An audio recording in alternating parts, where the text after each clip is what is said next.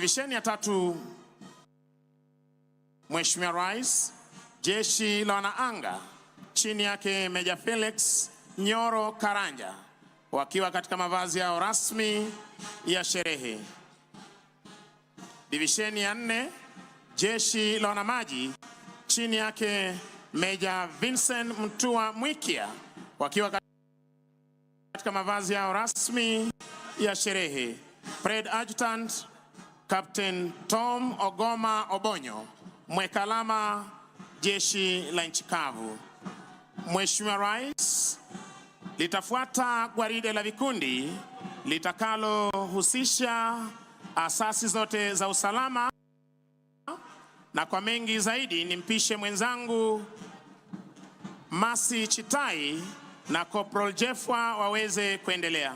Mheshimiwa Rais, linafuata hivi sasa ni gwaride la vikundi likiongozwa na jeshi letu la Nchi Kavu. Kikosi cha 20 cha wanamiavuli wetu company wakiwa wamebeba miavuli yao, wakiwa chini yake Meja Victor Machanule. Company CSM afisa mtolezaji la pili Jackson Muse Simboi. Kikundi cha kwanza chini yake Luteni Dennis Kimeli CTNA wakiwa wamebeba miavuli yao. Kikundi cha pili chini yake Luteni Lee Mbabu wakiwa wamebeba miavuli yao. Na kikundi cha tatu chini yake Luteni Esekon Elimlim wakiwa wamebeba.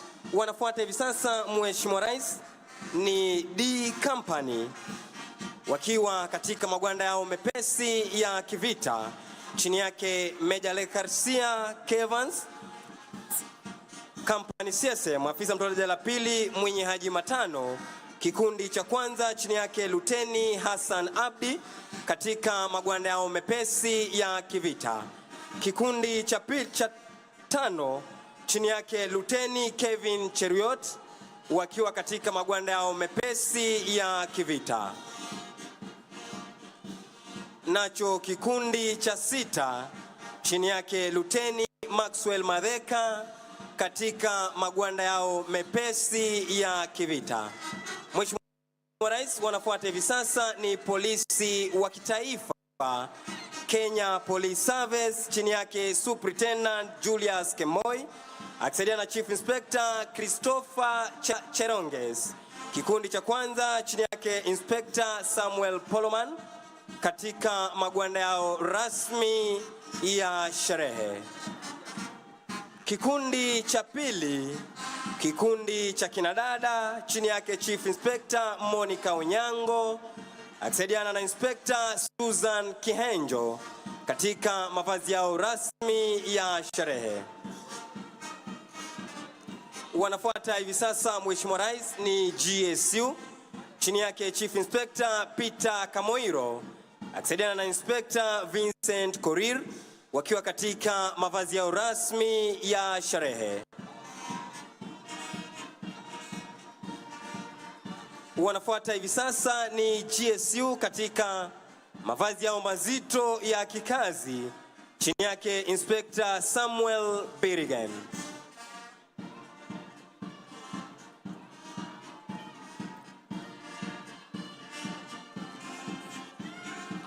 Mheshimiwa Rais, wanafuata hivi sasa ni kikosi spesheli cha kutumia majibwa almaarufu kama K9 Squad chini yake Chief Inspector Robert Ndegwa akisaidiana na Inspector Felix Uitunya. Mheshimiwa Rais, wanafuata hivi sasa ni polisi ni Administration Police Service chini yake Superintendent Bernard Wetete akisaidiana na Chief Inspector Godfrey Almasi. Kikundi cha kwanza chini yake Inspector Florence Kabongo katika mavazi ya rasmi ya sherehe. Wanafuata hivi sasa ni polisi wa kupambana na wezi wa mifugo chini yake Inspector Dennis Omondi katika mavazi yao mazito ya kikazi. Wanafuata hivi sasa ni polisi wa kupambana na majanga pale yanapoweza kuchipuka. Chini yake Inspector Hansen Ojakapel katika mavazi yao mepesi ya kikazi. Wanafuata hivi sasa, Mheshimiwa Rais, ni polisi wa kuchunga mipaka yetu. Chini yake Inspector Kevin Walukana Njani katika mavazi yao mazito ya kikazi. Mheshimiwa Rais, wanaopita hivi sasa ni askari wa kuchunga fuzi. Mheshimiwa Rais, kikosi kifuatacho ni cha askari wa kulinda magereza yetu. Chini yake Superintendent Francis Ondongo akishirikiana naye Chief Inspector Nicholas Ojal. Kikundi cha kwanza chini yake Inspector Christopher Awitsmi ya sherehe. Kikundi cha pili, kikundi cha kinadada, chini yake Chief Inspector Florence Nyanchama akishirikiana naye Inspector Rose Longit wakiwa kwa mavazi yao rasmi ya sherehe. Wafuatao ni askari wa kupambana na ghasia magerezani. Chini yake Inspector Eric Omolo. Mheshimiwa Rais, wafuatao hivi sasa ni askari wa kulinda mbuga zetu za wanyama. Chini yake Warden 2 Anthony Otieno akishirikiana naye Assistant Warden 1 Jennifer Putunoi wakiwa kwa mavazi yao mepesi ya kikazi.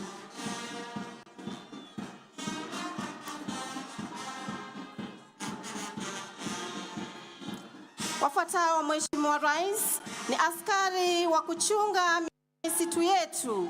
Chini yake Superintendent Patrick Iluku akishirikiana naye Chief Inspector Dorcas Otiende pamoja na Inspector Cosmas Mayo wakiwa kwa mavazi yao mazito ya kikazi.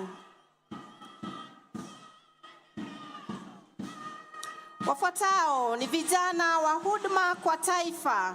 Chini yake Superintendent Priscilla Andeo akishirikiana naye Chief Inspector Silas Wanyama, kikundi Inspector Matthew Longojine wakiwa kwa mavazi yao rasmi ya sherehe. Kikundi cha pili, kikundi cha kinadada, chini yake Chief Inspector Rachel Mudhoni akishirikiana naye Inspector Joyce Ogango wakiwa kwa mavazi yao rasmi ya sherehe. Kikundi cha tatu, chini yake Inspector Pascal Esirom wakiwa kwa mavazi yao mazito ya kikazi.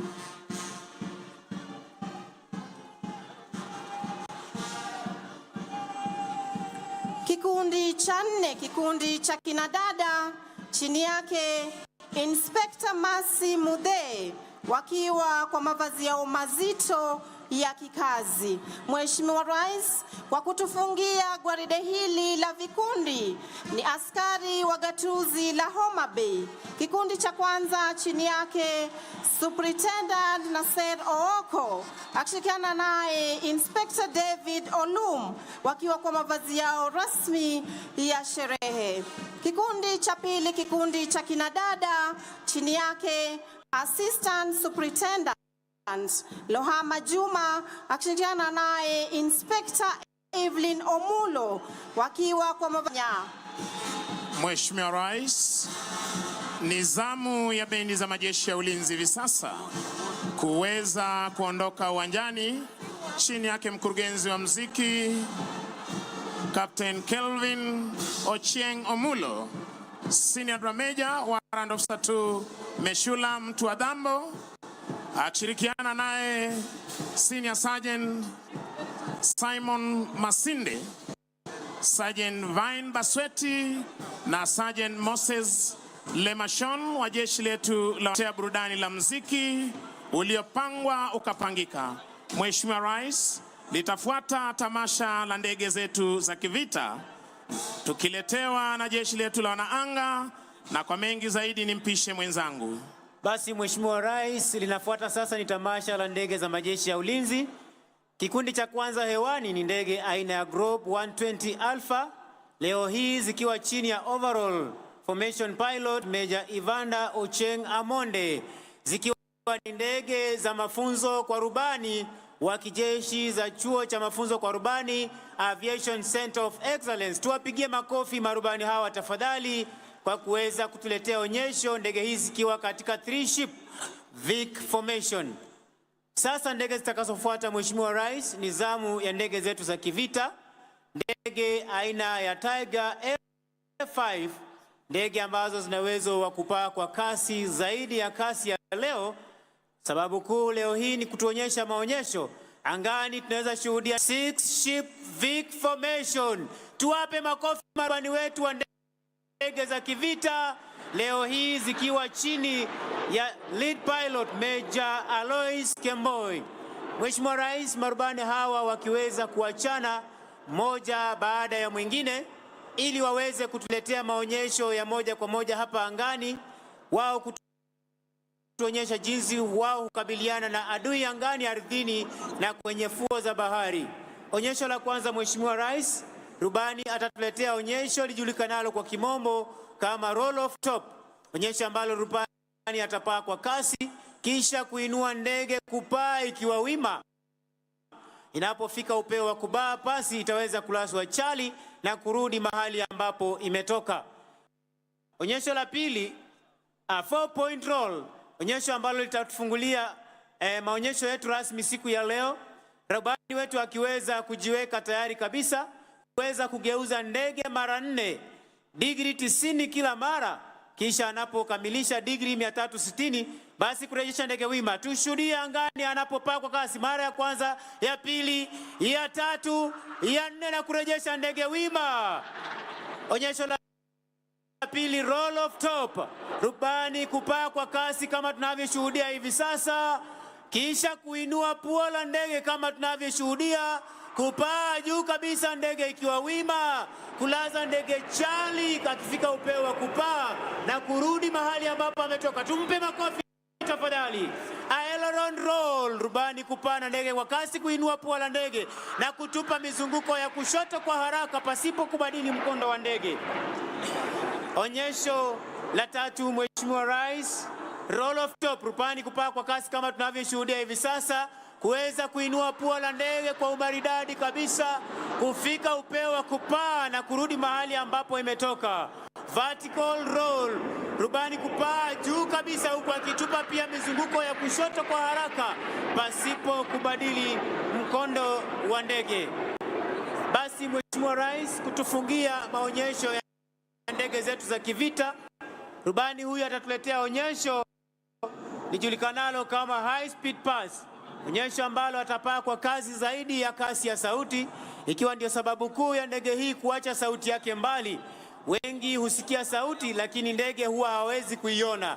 Kwa hivyo naomba tuweze kuelekeza macho yetu upande wa kushoto mwa jukwaa, mahali ambapo ndege hizi zimekuwa zikitoka, zinapotuonyesha maonyesho haya ya moja kwa moja hapa angani, ili tuweze kushuhudia onyesho hili ambalo rubani huyu atatuletea kwa kasi kabisa. Ndiyo yule anapita kwa umaridadi akiacha nyuma sauti ya kipekee almaarufu Sound of Freedom.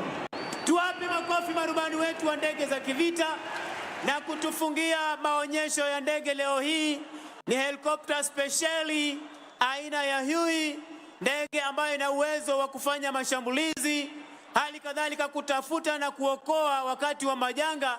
Leo hii ikiwa inabeba ujumbe speciali kwa Rais wa Jamhuri ya Kenya na Jamhuri ya Kenya kwa ujumla, ujumbe unaosomwa Happy Madaraka 2025.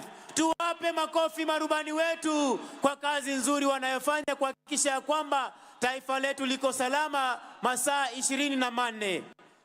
Basi onyesho litakalofuata, Mheshimiwa Rais, ni kutoka kwa wana Green Eagles ambalo watakuwa wanatua hapa kwa mnyavuli speciali, na kwa mengi nimkaribishe mwenzangu Sergeant Misango Mbae akaweze kuendelea.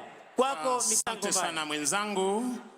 Mheshimiwa Rais, angani hivi sasa upande wangu wa kulia ni ndege aina ya Skytrack ambayo imebeba wana miavuli wa jeshi letu la Kenya ambao wataweza kutua mahali hapa kutuonyesha maruko ama ukipenda free fall jumps kwa lugha ya Kimombo. Mheshimiwa Rais, kimuktasari niweze wa kwanza, wa pili, wa tatu wakianza kuchomoka kwenye ndege ile, ukiweza kushuhudia kwenye runinga zetu. Mheshimiwa Rais, nitaweza kupa kimuktasari historia ya wana miavuli wetu ambacho kikosi hiki kiliweza kuanzishwa mnamo mwaka 1988, kikundi cha kwanza kikiweza kupokea mafunzo yao kule Uingereza. Wana miavuli hawa, Mheshimiwa Rais, hutumika hususan wakati wa operesheni kalikali, na operesheni hizi huweza kufanyika usiku wa manane ambapo wao huweza kumpata adui kwa ghafla. Mheshimiwa Rais, kikosi hiki hivi sasa kiko chini yake Brigadier Ahmed Ali Saman, na wakati wowote tokea sasa tutaweza kushuhudia wana miavuli hawa wameshatoka, wa kwanza, wa pili, wa tatu wakiweza kuja mahali hapa. Mheshimiwa Rais, tutakao kuwa tunatarajia Mheshimiwa Rais siku ya leo ni Warrant Officer 1 Obadia Midibe, akiwa yeye ndio jump master na kiongozi wa wana miavuli hawa.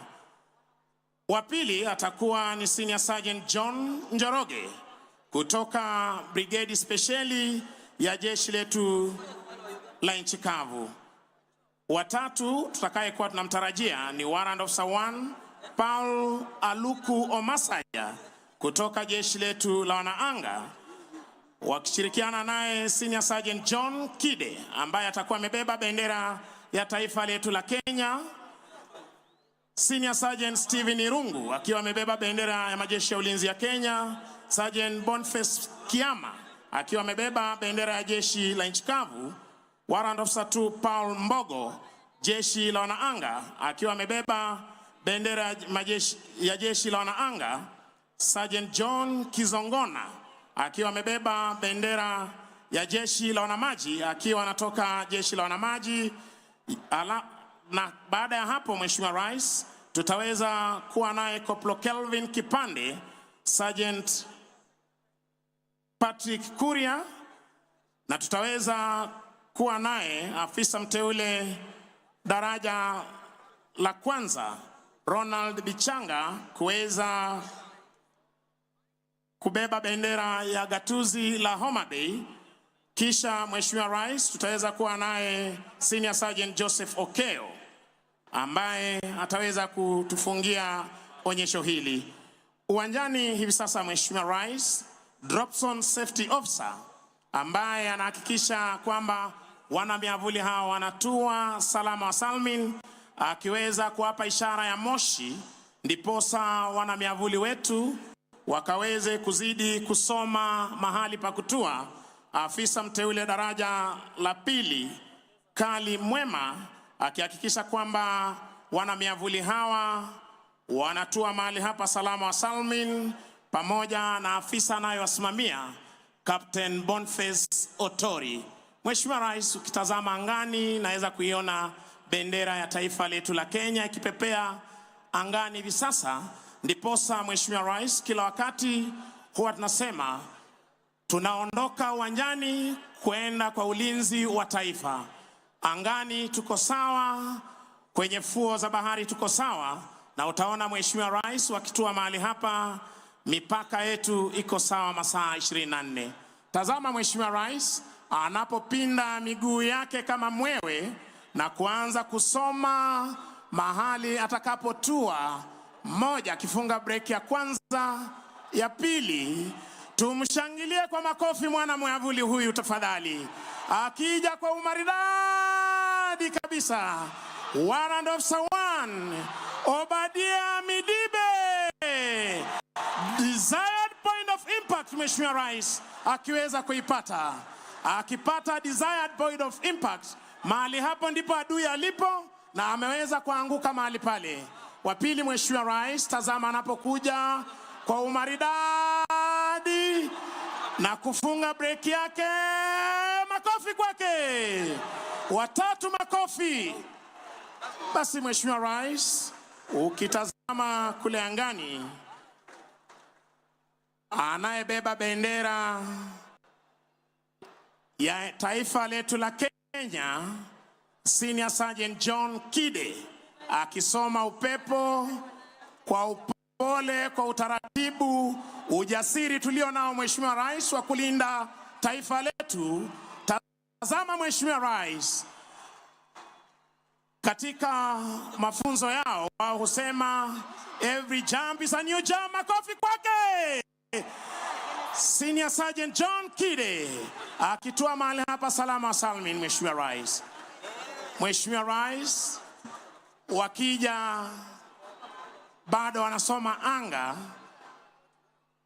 ambapo hii leo anayebeba bendera ya majeshi ya ulinzi, majeshi ya nchi kavu, akitua hapa salama wa salmin, akisoma upepo na kutua salama wa salmin. Mheshimiwa Rais, tumpe makofi Mheshimiwa Rais. Anayebeba bendera ya majeshi ya ulinzi, Senior Sergeant Steven Irungu, akiweza kutua mahali hapa salama wa salmin. Mheshimiwa Rais, jeshi akitua salama salmin. Mheshimiwa Rais, basi Mheshimiwa Rais, ukiweza kutazama upande wangu wa kulia, anayebeba bendera ya jeshi la wanamaji ambaye ni Marine Commando, Sergeant John Kizogona, akisoma upepo kuja kwa utaratibu. Mheshimiwa Rais, kuweza kutua mahali hapa siku ya leo. Tazama Mheshimiwa Rais, kwa weledi na ujuzi walio nao, tumshangilie kwa makofi anapotua mahali hapa. Sergeant Kizogona, fika salama salmin. Akija kutua Corporal Kevin Kipande, fika salama salmin. Mheshimiwa Rais, makofi kwao. Mheshimiwa Rais, isharti kwamba kila mmoja aweze kujivungia mwavuli wake anapotua mahali hapa salama wa salmin. Na ukiona wale ambao wanatua kule kando mwa uwanja, katika lugha ya kijeshi wanaweka sentry, anatua kwa umaridadi. Tuwape makofi wanapotua mahali hapa salama wa salmin, wakiwa na ujasiri. Mheshimiwa Rais wa mwisho, Warrant Officer 1 Ronald Bichanga, na bendera ya gatuzi la Homa Bay. Tuwashangilie kwa makofi Mheshimiwa Rais.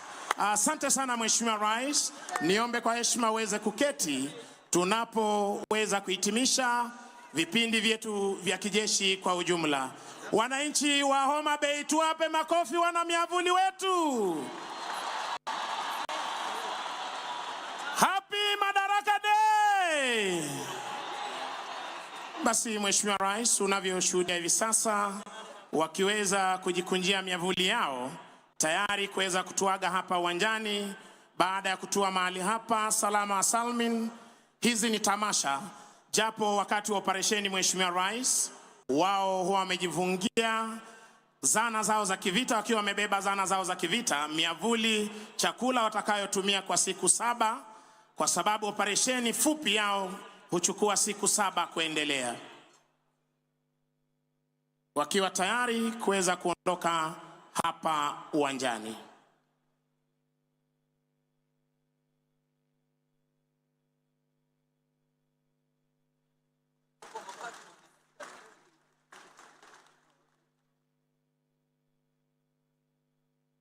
Kauli mbiu ya chuo cha mafunzo yao ikiwa knowledge dispels fear.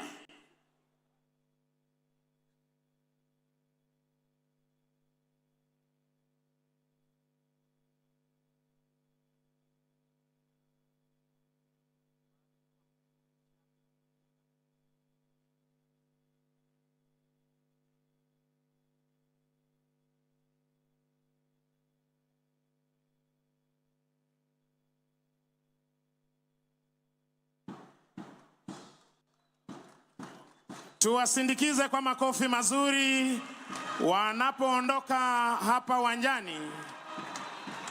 Maarifa hufurusha uoga, ikiwa ni kauli mbiu yao.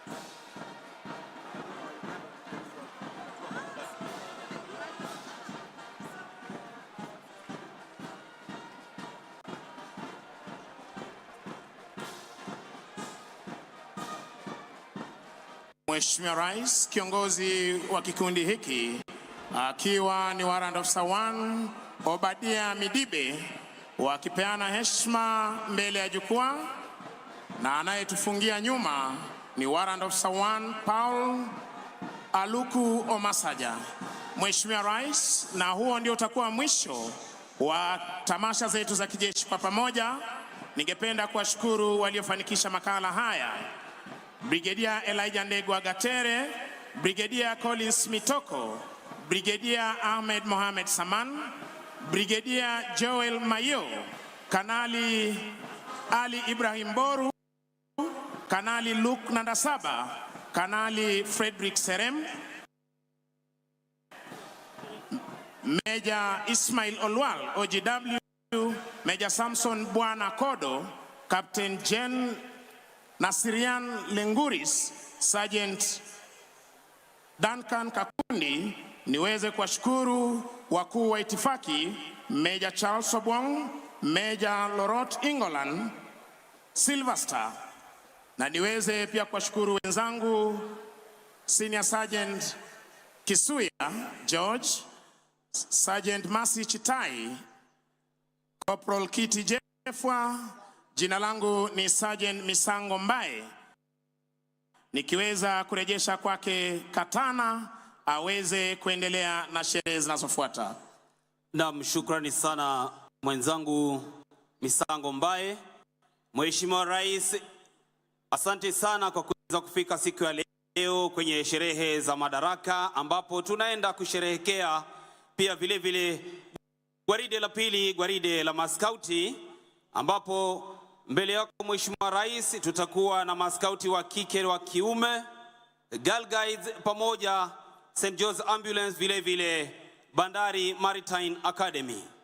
Siku ya leo Mheshimiwa Rais, gwaride la maskauti litaongozwa na bendi za mseto, ikiwa ni bendi ya Agero Sare High School, Mbita High School, Homa Bay High School, wakiweza kuhakikisha kwamba hatua zilizoko ndani ya gwaride hili zitaenda kuwa sawa sawia.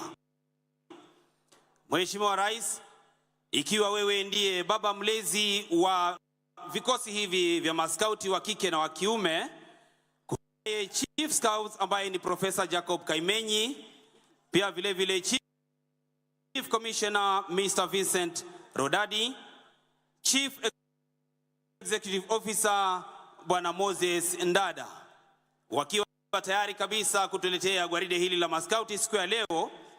Parade Commander atakuwa ni Kanglain Jean Court Kisulu. Bendi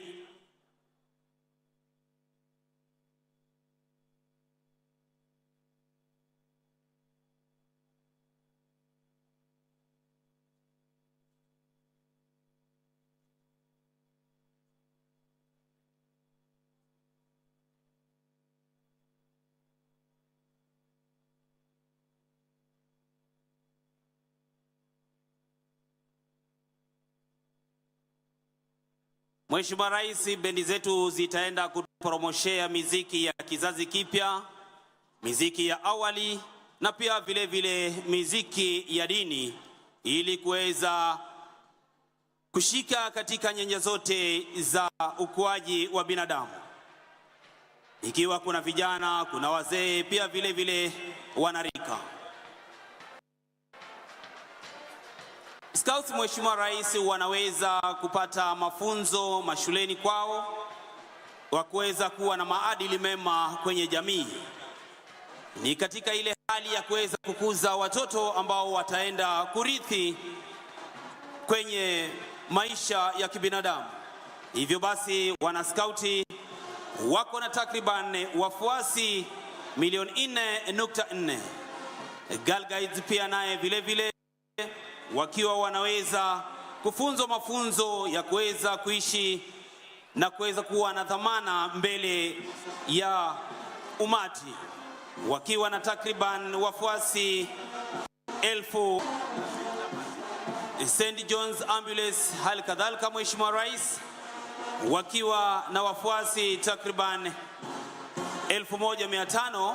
Hawa wanafunzwa huduma ya kwanza ili kuweza kuhudumia wananchi wakati wa majanga.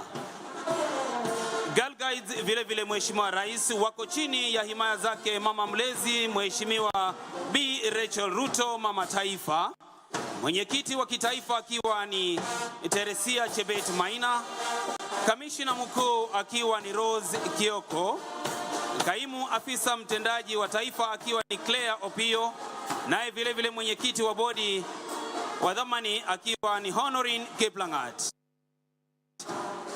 Kikundi cha kwanza Mheshimiwa Rais cha Scouts hawa ikiwa ni Sungura, wakiwa wamevalia skefu ya rangi ya manjano, wanasema do your best, miaka 6 hadi 11, wakisherehekea nasi sherehe za Madaraka. Kikundi cha pili kinachofuata Mheshimiwa Rais ni kikundi cha chipukizi ya rangi ya kijani kibichi, miaka 12 hadi 15, wakisema be prepared.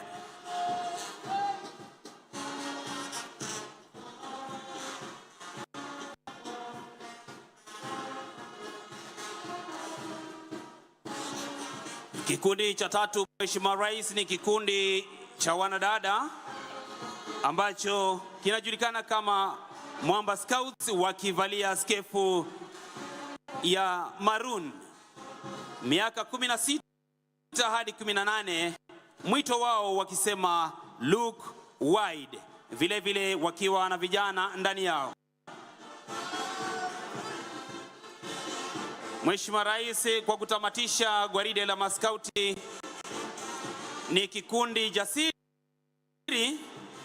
wakivalia rangi ya chungwa, miaka 19 hadi 26, wakisema service.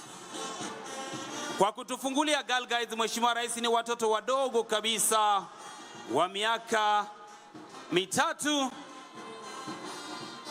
hadi ya chekechea, wanajulikana kama Rainbow, wakirusha mkono mbele na nyuma. Wapi makofi yao wananchi tafadhali?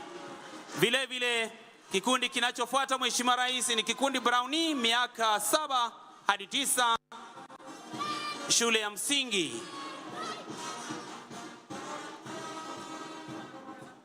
Girl Guides miaka 10 hadi 14, wakipita wakivalia rangi nyekundu. Vile vile Rangers Mheshimiwa Rais wanatufungia gwaride la Girl Guides wakiwa miaka 14 hadi 18. Wanaofuata Mheshimiwa Rais ni St. John's Ambulance kutoka shule ya Asumbi Girls High na vile vile Ogande Girls High.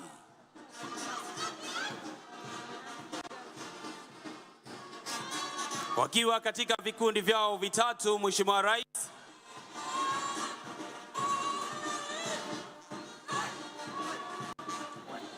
Bandari Maritime Academy Mheshimiwa Rais, hawa wanaweza kupeana mafunzo kwa vijana wanaofanya kazi ndani ya meli, ndani ya fuo za bahari na hata vile vile ndani ya maziwa yetu. Mheshimiwa Rais, ndio hao wanapita kwa umaridadi kabisa. Iwapo mmoja wao anatamani kwenda kufanya kazi ndani ya meli, yani unalipwa ukisafiri ndani ya maji, basi Bandari Maritime wanatufungia gwaride la maskauti wa kike na wa kiume, Girl Guides pamoja St. John's Ambulance, vile vile Bandari Maritime. Bendi yetu wanapotoka uwanjani, ambayo ni bendi ya mseto Agero Sare High, Mbita High School, Homa Bay High School, wakifunga gwaride hili. Mheshimiwa Rais, ningependa kuwashukuru walioweza kutusaidia kukamilisha gwaride hili, ikiwa ni Rispa Omala, Rachel Imwani, Catherine Njuguna, Captain Kazungu, na mie Wilfred Katana Iha, nikiweza kuletea matangazo haya moja kwa moja ili tuweze kusherehekea siku za Madaraka. Asante sana bendi kwa kuweza kututamatishia gwaride hilo. Asante sana bendi. Ningeomba kurudisha kwake usukani huu Mheshimiwa Rais kwa mkuu wa kitengo cha matangazo ya Rais Bwana Michael Gitonga aweze kuendelea na ratiba ifuatayo. Kwako Michael Gitonga. Asante sana. Tuwapigie makofi tafadhali kwa yale ambayo ametuandalia hapa. Mheshimiwa Rais, naomba sasa tuweze kutulia kwa maombi na niwaalike watakaotuongoza kwa maombi siku ya leo. Nimwalike Bishop Bernard Okumu Ondiek akifuatiliwa na Sheikh Ali Abdullahi, alafu atakayetufungia ni Abednego Adiembo. Twende kwa maombi tafadhali. Our dear Heavenly Father, Maker of heaven and earth, we thank you for this Madaraka Day, a day that marks our nation's journey towards self-governance, unity and purpose. Lord, I lift the President of the Republic of Kenya, His Excellency Dr. William Samoei Ruto. May you grant him divine wisdom, strength and vision as he leads this nation. Guide his heart with justice, compassion and courage to make decisions that uplift every Kenyan citizen. I pray for the visiting president. God, keep our two nations united in peace and prosperity. I also uplift up Deputy President and all of the national leaders. I pray for the citizens of Kenya. God, I pray for hope, resilience, and opportunity in abundance. May every family be sheltered in your abundant love and grace. May your truth, love, and righteousness reign in every corner of this country. Oh God, bless Kenya in the name of Jesus Christ. Bismillahirrahmanirrahim. Kila jinsi la sifa njema ni lako Mola, mlenzi wa viumbe vyote, mfalme wa siku ya misho. Ni wewe tu ndio tunakuabudu na ni wewe tu ndio tunakuomba msaada. Ya Allah, ambaye aliyeumba mbingu na ardhi, udumishe taifa letu amani, upendo, umoja, undugu na maendeleo. Ya Allah, tuliosanyika hapa kwa siku muhimu ya Wakenya wote, na hii madaraka tumepata kwa uwezo wako, kwa kupitia wazee wetu waliotangulia, ndio leo sisi tunavujivunia. Ya Allah, tunakushukuru kwa hiyo. Tunazidi kukuomba ya Allah, umjalie kiongozi wetu mheshimiwa Dr. William Samoei Ruto, umpe afya na maisha marefu, pamoja na baba Amolo Odinga. Ya Allah, uwajalie viongozi wetu yote. Ya Allah, umjalie rais mgeni ambaye alitutembelea hafla hii. Umjalie mama wetu Gladys Wanga Nyasuna, umpe afya na maisha marefu. Ya Allah, ili watumie madaraka hii kwa manufaa ya kuinua taifa letu na kwa manufaa ya kuinua nchi yetu.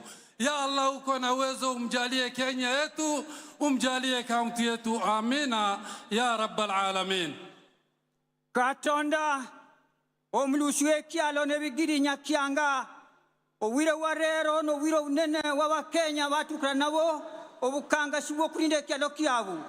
Katonda tukolotio awaga kabalwanire kyalo kuna bamala kugona twamukono gawo ne migizigi yabu nyo barinde kayuwa omanyere Kenya ni serikali erindwe no munene kandi mukulundo munene Daktari William Samoei Ruto okole mirmogeza Kenya kweno wolu gandazo ngeganda zio nate ikole mirmalala tusabira mwiko ifu president oze kutuwa mugeni oganyumurinde miragaza kubanu Katonda nsaba county zifu pirangwena brio zikole mirmogeza kandi Homa Bay mama Gladys Wanga arinde Homa Bay no wolu wazoga watu wae kusawa ni kusasama katonda nitola Kenya tamakono gao ganyo warre awariari abagala kureta erioga mukialo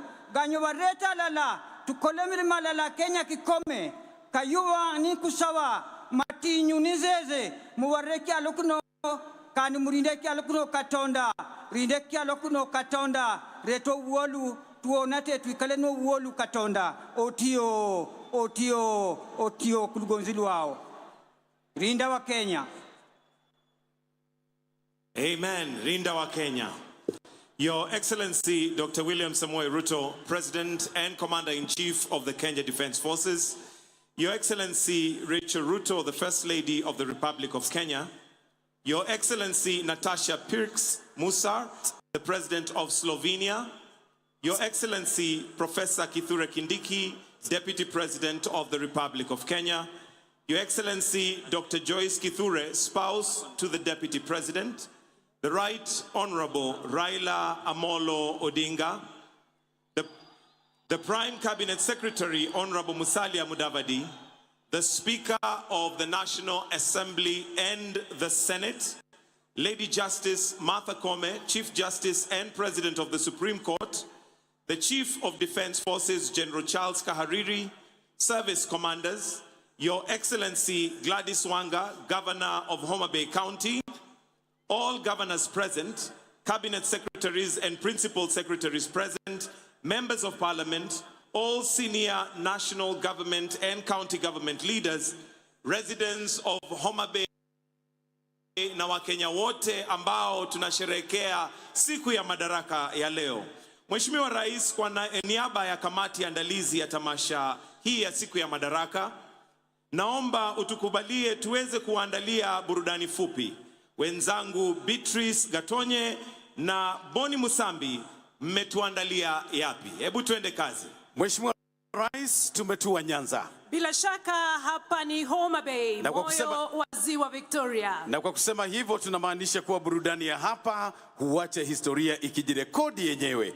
Leo hii Mheshimiwa Rais, tumekuandalia mseto kabambe wa utamaduni wa jamii ya Dholuo, wasanii maarufu wa taifa, nyimbo za Injili, wakongwe wa Orutu, wapiga densi wa kuvunja sakafu ya jukwaa. Mheshimiwa Rais, leo utaweza kuwaona macho kwa macho wasanii wakali kutoka eneo hili. Kama vile akina nani Maslin, Charles Odhiambo, Aroji Chogo, Apati, Linda Wino na Kevin Gombe. Lakini kabla hawaja kuwa mastaa Mheshimiwa Rais, walianza kama watoto, na ndio maana nasi tunaanza na watoto wetu wa Homa Bay. Leo tunajivunia zaidi ya watoto 500 kutoka shule 11 za gatuzi hili la Homa Bay, wakiwa chini ya uongozi wa walimu wao Eric Amuhaya, Faith Mbote, Ezekia Ogira, Suleiman Salim na Janet Langat kutoka Wizara ya Elimu. Watoto hawa watatumbuiza kwa nyimbo, mashairi, densi na michoro inayosifu taifa letu na kuadhimisha Madaraka Day kwa uzito wake. Burudani yote hii Mheshimiwa Rais iko chini ya kauli mbiu maji yetu, thamani yetu. Basi moja kwa moja kwa watoto na DJ Nez.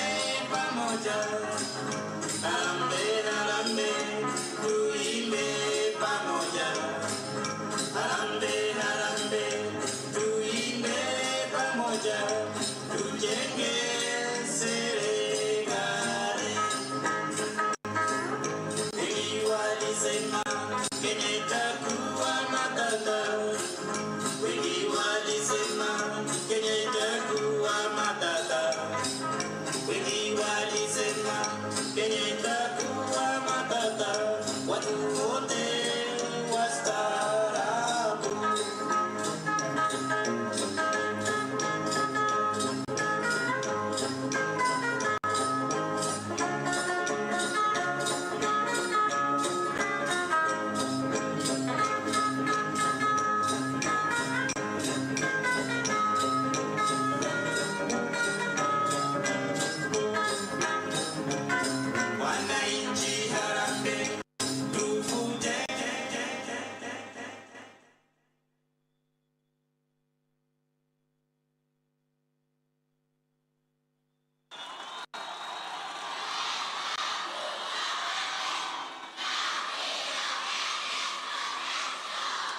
wameunda jina Homa Bay, County of Endless Potential. Wapamne giuru wagone nithindo gosigala gala jo Homa Bay.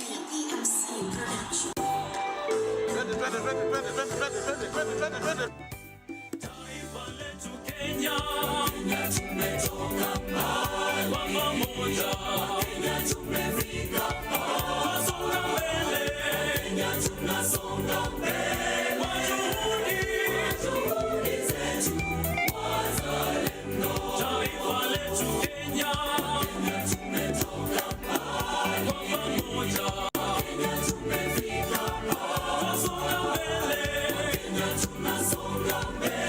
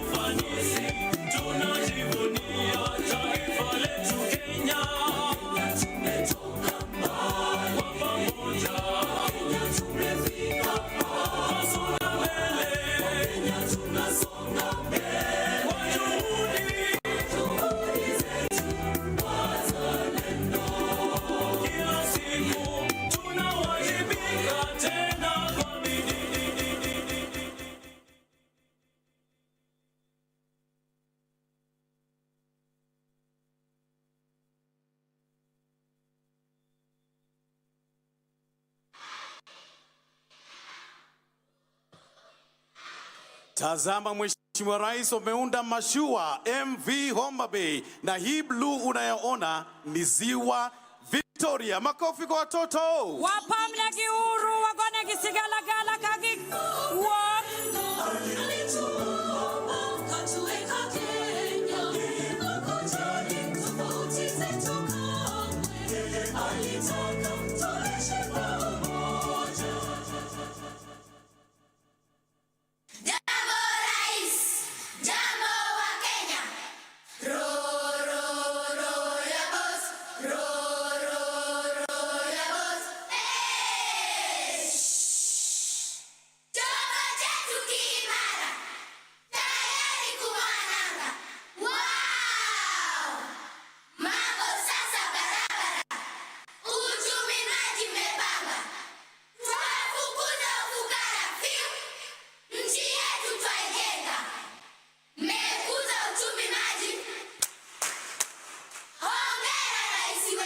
Hongera Rais wetu kwa kukuza uchumi maji. Makofi kwa Mheshimiwa Rais. PPMC Production.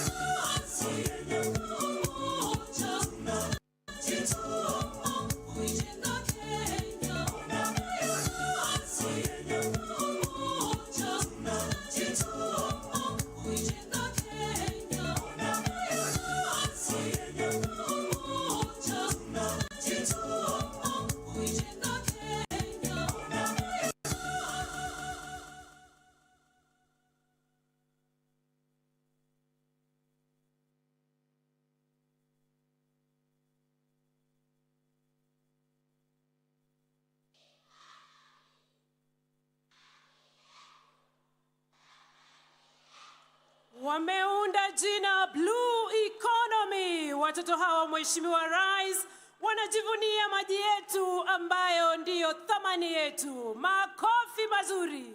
Wapamne giuru kagichumano.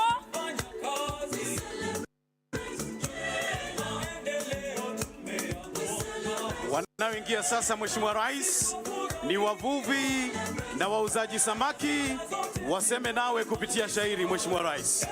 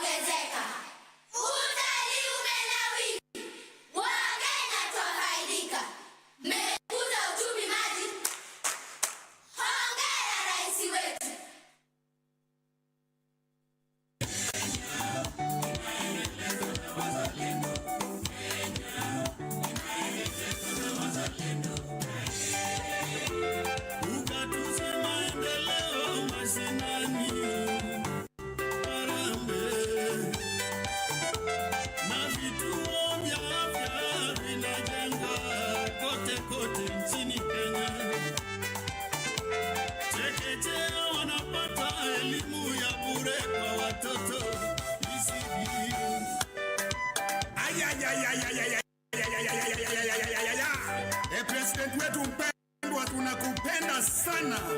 Unafanya kazi nzuri kujenga taifa letu la Kenya. Yes, Igwe. Malo malo malo malo malo malo malo malo Kenya yetu malo malo.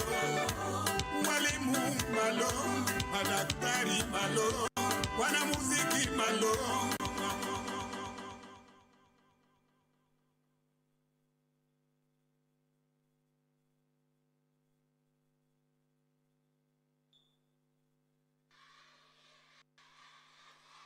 Ona maajabu, Mheshimiwa Rais, wameunda samaki. Mkono wa kushoto ni kichwa, mkono wa kulia ni mkia.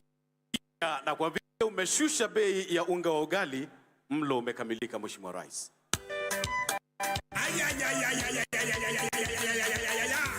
President wetu mpendwa, tunakupenda sana. Unafanya kazi nzuri kujenga taifa letu la Kenya. Yes, Igwe. Malo malo malo malo malo malo malo malo Kenya yetu malo malo. Walimu malo, madaktari malo, wanamuziki malo, wakulima malo, wanajeshi. Rais wetu oye! Shughuli za baharini zimeshapiga hatua, kila kitu kiko shwari, mengi umeyatatua. Tunakusifu Rais oye! Tunakusifu Rais oye! Tunakusifu Rais oye! Uchumi umeinua, mmekuza uchumi maji. Hongera Rais wetu, shukran. Wapamne giuru jodalawa kagiwuok. Ero uru kamano. Na basi kwa ishara hiyo, Mheshimiwa Rais, tunahitimisha burudani bunifu kabisa ya watoto na kuwakaribisha wasanii mashuhuri, tukianza na nyimbo za kitamaduni. Super Cultural Group, Kagan Cultural Dancers, Ratonyo Traditional Dancers. Charles Odhiambo, Kennedy Orua, Peter Opio. Watakao kuandalia ohangla ni Acheng Nyarongo, Aroji Chogo, Freddy Jakadongo, Abongo Bwana, Oluch Digital, Papa T, Kaka Talanta, Oticho Jasuba. Wale watakao kuletea nyimbo za Injili ni pamoja na Milka Omondi, Linda Otieno, Owino, Fred Omondi, Christine Otieno, Paul Oleche, Kevin Gombe, Phoebe Moses, Irene Akoa na Janet Ohudu. Afrobenga, Mheshimiwa Rais, ni Awiko Wudinjapala, Lizi Seme, Abungu System, Kapweps Anto, Eda Anyon, Omondi CEO, Shirina War na Linda Matiko, the Rumba Queen. Kazi kwenu.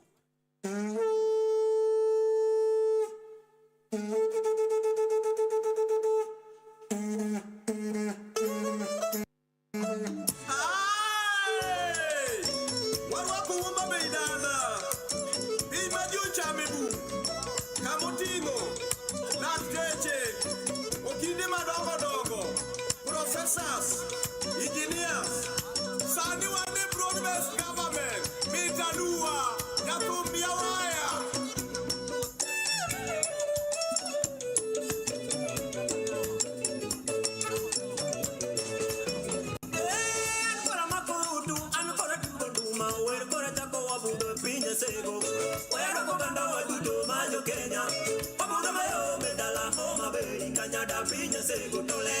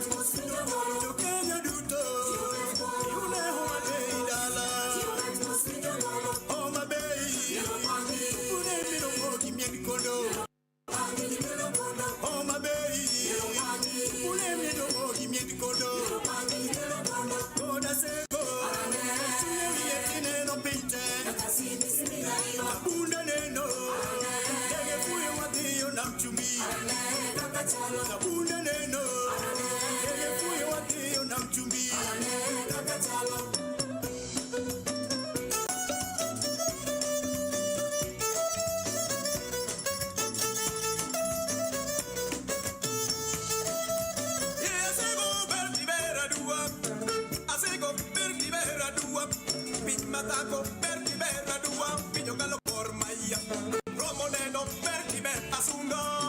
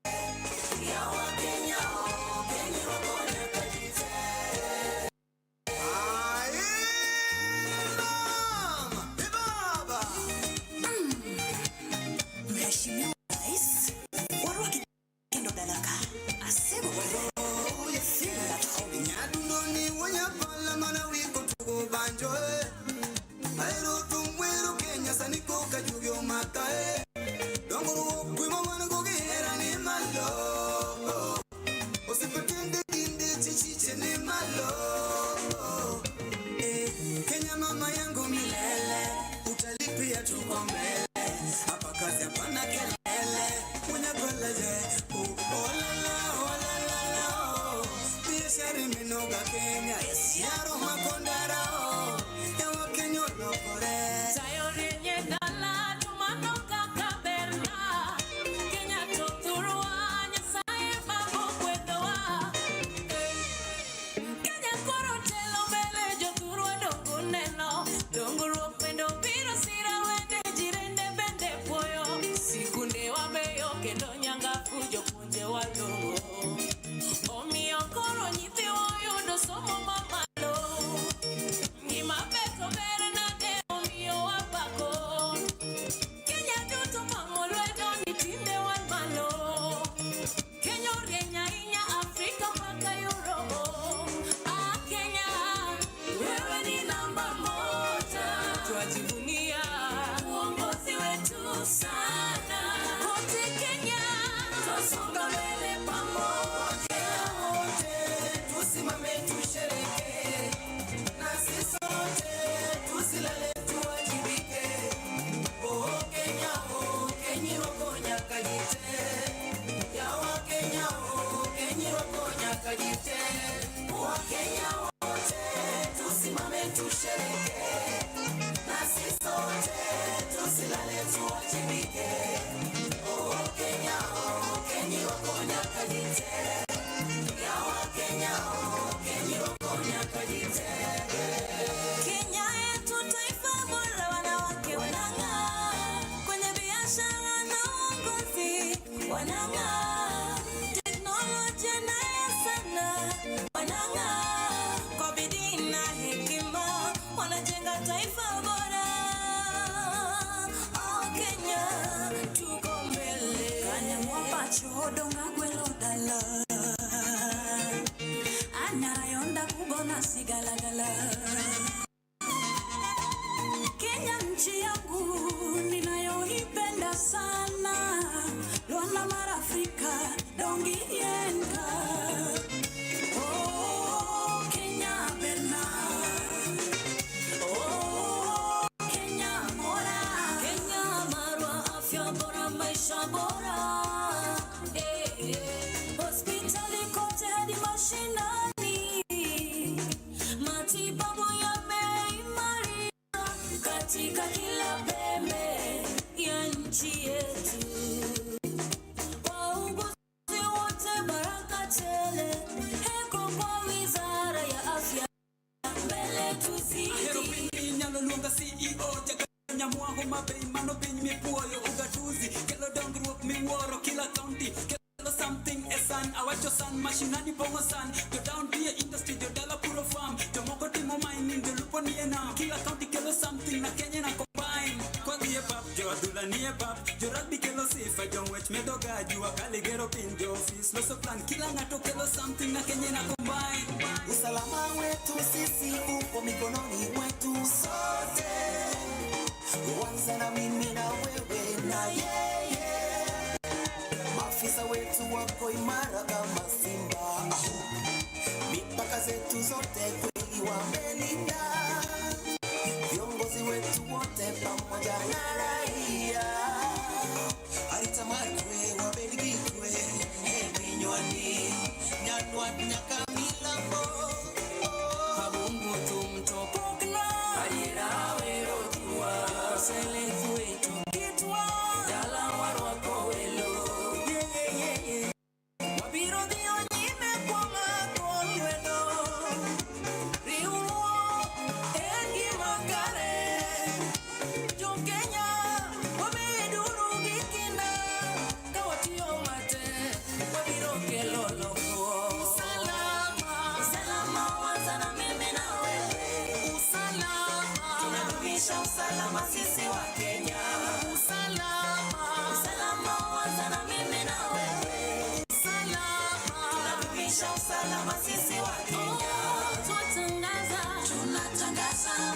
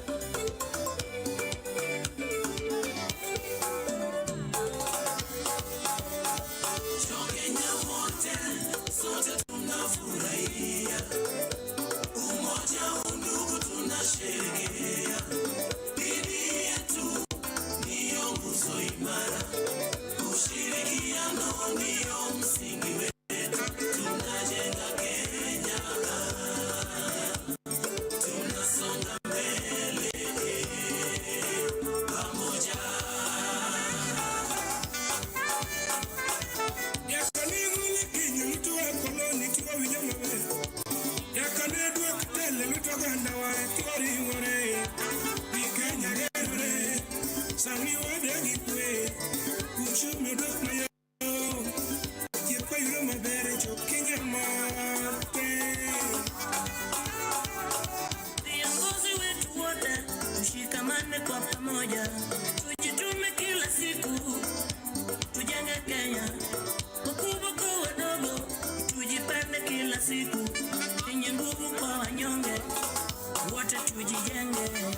Sani wadongore katubendu neno kipayo mbeche, arita kwebe beru minetimo halati lielo teche, tije beyudare vijene matindo lulure mbegoche. Sigala gala upungi moro, sigala gala, sigala gala upungi ilo, sigala gala, iwe sigala gala mama toe, sigala gala, sigala gala wakenya duto, sigala gala. Kenya mote, sote tunafurahia, umoja undugu tunasherehekea, dini yetu ndiyo nguzo imara, ushirikiano ndiyo msingi wetu, tunajenga Kenya, tunasonga mbele pamoja. Kakanyemene wanywakuru lwetwa Kenya wakakajoka nato. Umoja ni nguvu, utengano ni udhaifu. Chuturwa wareke kwa gore wapepe mwendu. Unity binaima, the beauty of Kenya. Chuturu wabunenya mbongo, the beauty of Kenya. Kata kidwaro neno flamingo, chopunaiva sha Kenya. Ruma mbuga ya wanyama. Pia iko Kenya. Tunapenda Kenya, nchi yetu yenye upendo. Tunapenda Kenya, nchi yetu yenye mavuno. Tunapenda Kenya, nchi yetu yenye amani. Sherekea kwa pamoja Kenya yetu, tujivunia kuzaliwa sote Kenya. Hatubabaiki ujasiri, tunayo nchi yetu imebarikiwa. Wakenya wote tuiombe nchi yetu na tuitunze, ukose konyo watinende wa moruru jo Kenya Kenya nchi yangu, hakika naipenda. Elimu bora tunao, itindo yudoriego, bora maleru waloso. Yungi wagi mutuji, viwanda bora tunavyo. Uganda yudotije, Kenya mena. Biudi nunga matalo rais. Uganda biudi nunga matalo kirumarwa. Namatalo rais talo yopi, namatalo kero marwa talo yopi, yetelo ine kiongozi marwa, rais ine kiongozi marwa, ikumisa timo nenore elela, iri Uganda wadutu pinyu moru kodi, bogo migepe Kenya ka wamoru kodi. Tunasema asante rais wetu, Mungu akubariki. Yaduduki wudisi wudiana na moro Kenya, amoro Kenya, awuna moro Kenya. Yetele chunkuru, chumanu fana yupi, jambesi chunkuru, chumanu mbali yupi, jopi chunguru, chumanu kamnaris. Ani chunguru, chumani kamnaris.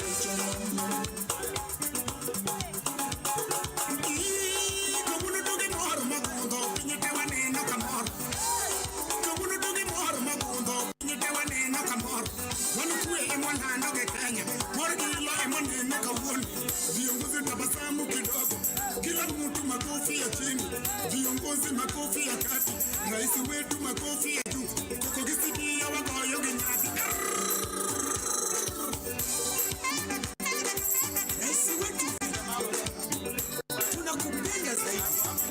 Sisi kama Wakenya tunasema endelea mbele, fanya kazi, sisi tuko nyuma yako. Aliko tumeno mormanani, kawuono mor tumeno mormanani.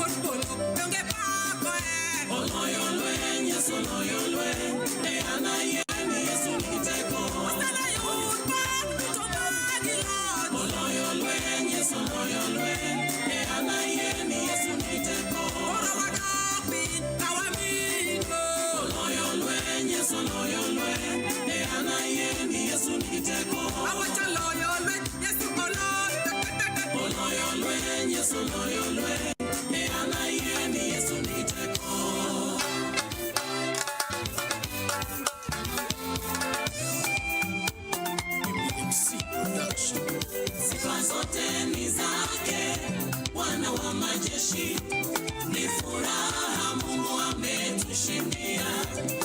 Nyasaye osetimo madongo, sisi ni washindi,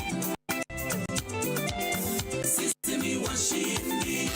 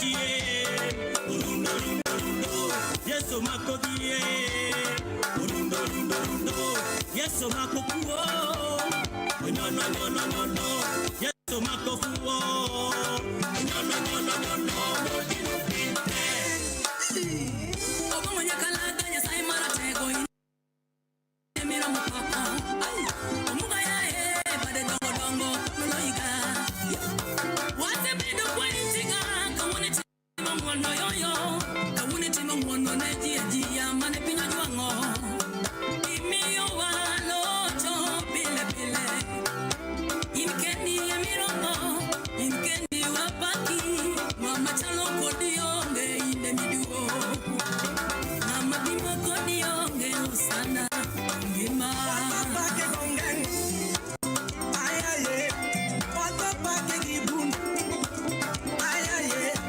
wapake gasil ayaye oye kanikanya ayaye analungira Yesu Luanda moro mopato dale gala gala Yesu Luanda mo wingo yore yore Yesu Luanda mi tuongo luongo yalo quiero ngero ratego yo analunge komanda urito apil alunge kome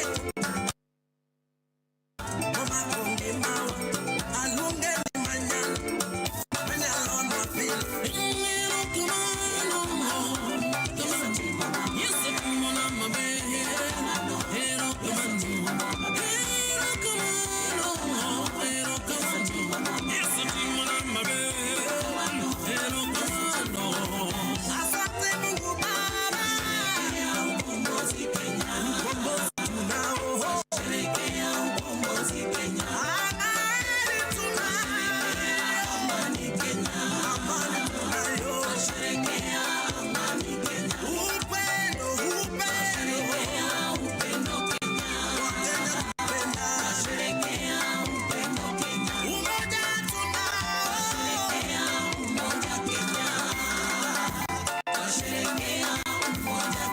Vigelegele Homa Bay.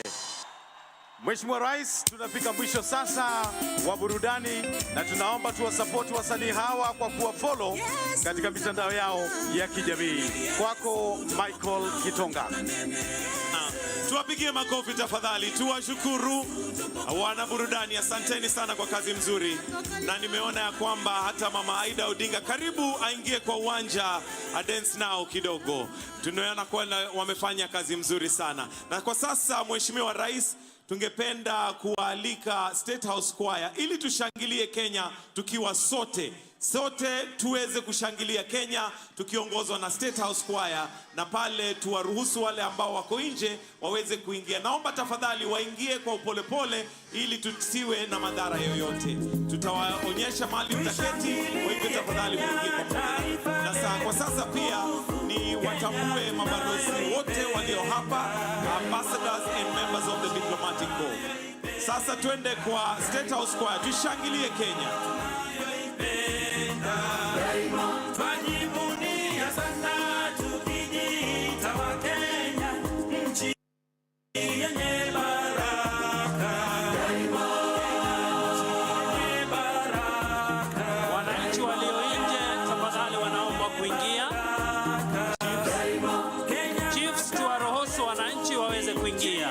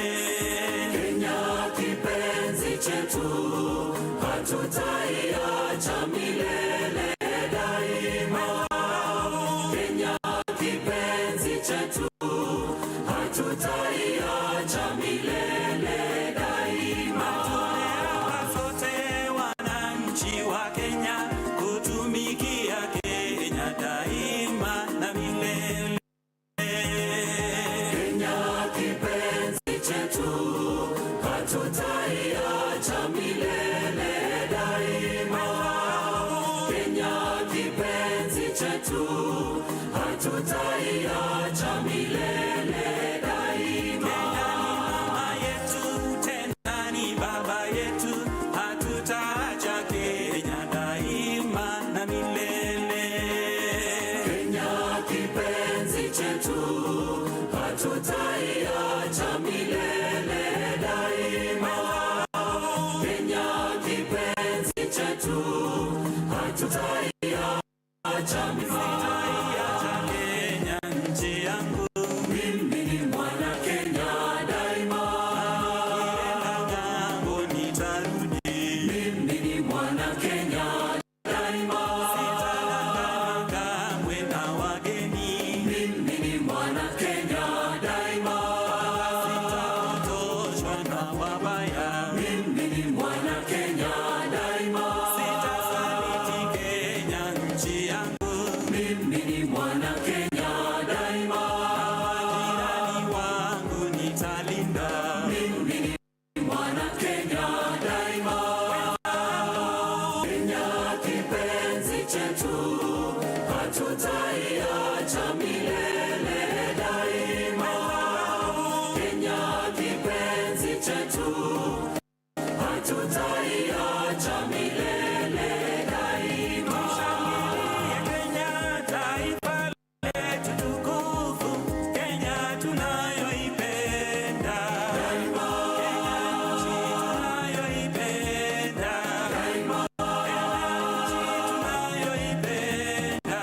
daima.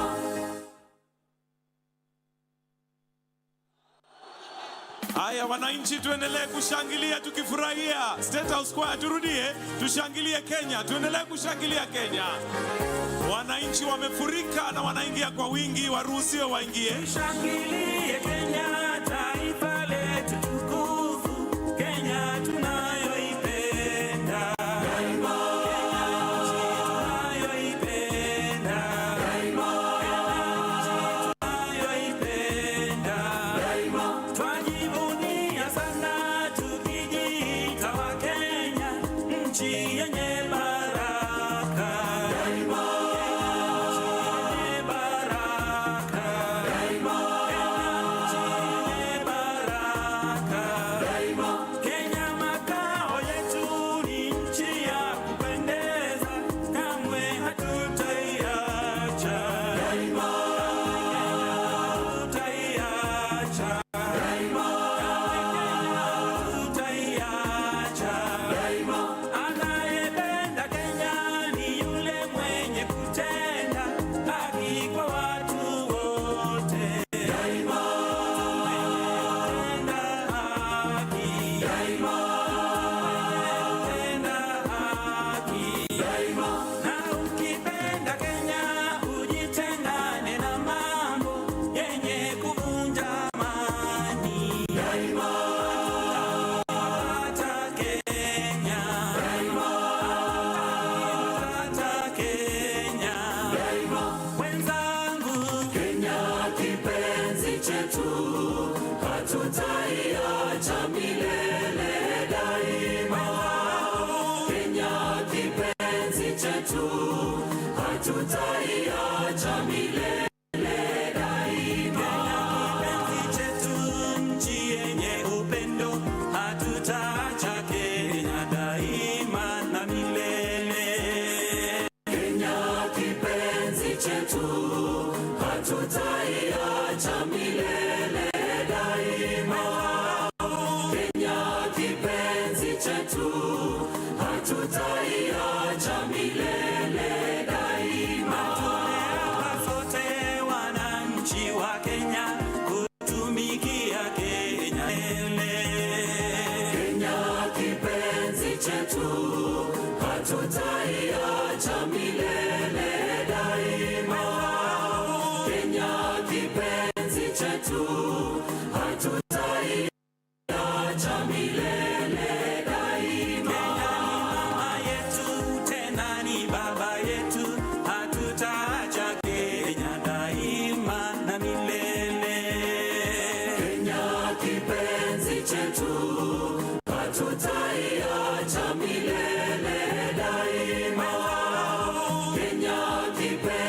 chetu, hatutaiacha milele daima. Sitaiacha Kenya nchi yangu, mimi ni mwana Kenya daima. Nikienda ng'ambo nitarudi, mimi ni mwana Kenya daima. Sitadanganywa kamwe na wageni, mimi ni mwana Kenya daima. Sitapotoshwa na wabaya, mimi ni mwana Kenya daima. Sitasaliti Kenya nchi yangu, mimi ni mwana Kenya daima. Majirani wangu nitalinda, mimi ni mwana Kenya daima. Wenzangu, Kenya kipenzi chetu, hatutaiacha milele daima. Kenya kipenzi chetu, hatutaiacha milele daima. Kenya taifa letu tukufu, Kenya tunayoipenda daima. Kenya nchi tunayoipenda daima. Tunaweza tukaketi tafadhali, ili wale ambao wanaingia waweze kupata nafasi. Wale tuko mbele tunaweza tukaketi. Haya, State House Choir tutaendelea, na pia DJ kama unaweza tupatia wimbo kasongo utafurahia. Lakini wale ambao wanaingia tafadhali tukiwe kwa upolepole. Kuna nafasi ya kila mtu, kwa hivyo tusisukamane tafadhali.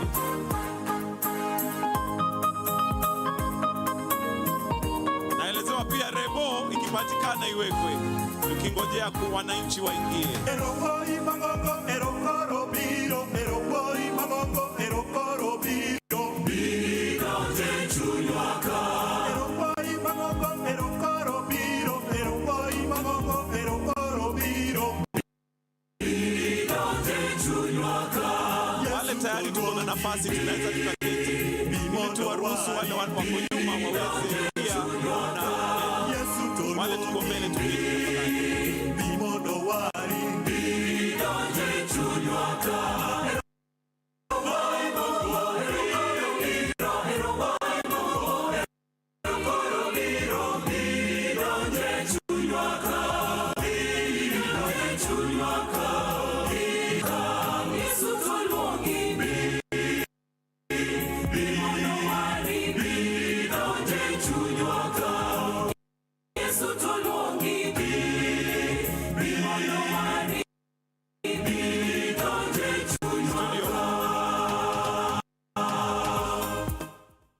Haya basi, wananchi tukiendelea kuingia, nataka sasa tuende katika kurasa lingine ambalo ni la hotuba. Na nataka kwa sasa nimwalike gavana wa Homa Bay Gladys Wanga. Hebu tumpigie makofi gavana wa Homa Bay Gladys Wanga aje anene mafupi. Karibu Madam Your Excellency.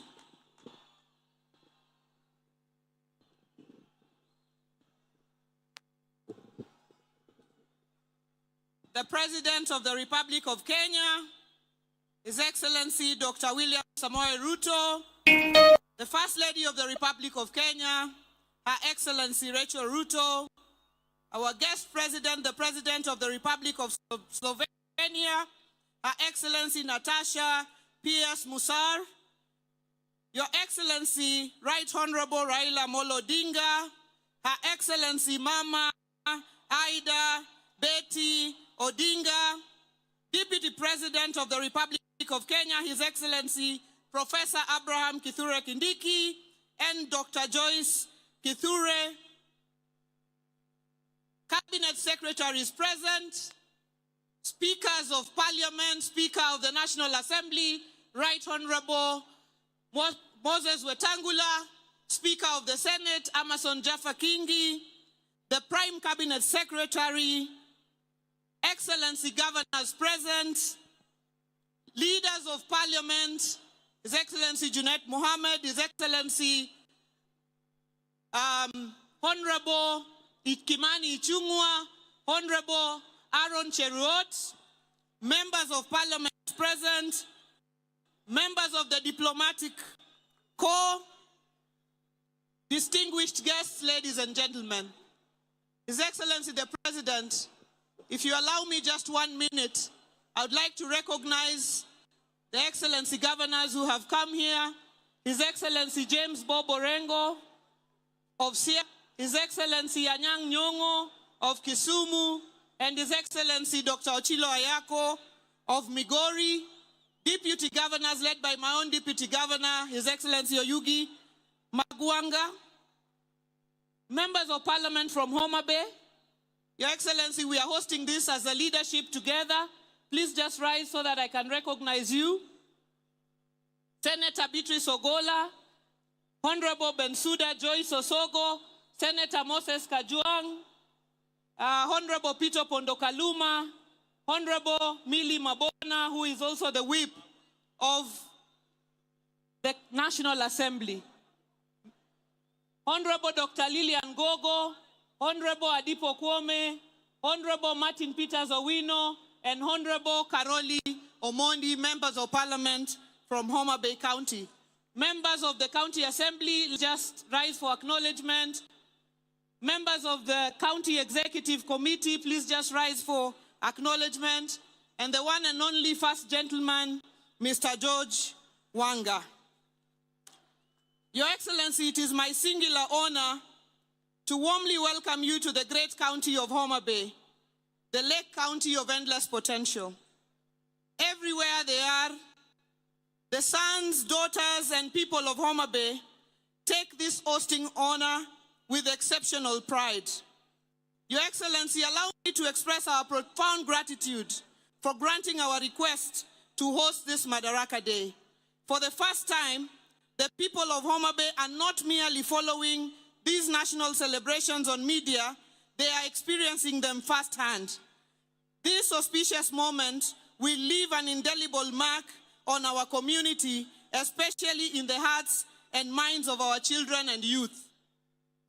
Your Excellency, we are grateful that just 6 months ago, during the finals of the Genoa Governor's Cup, you pledged to complete the expansion of our stadium.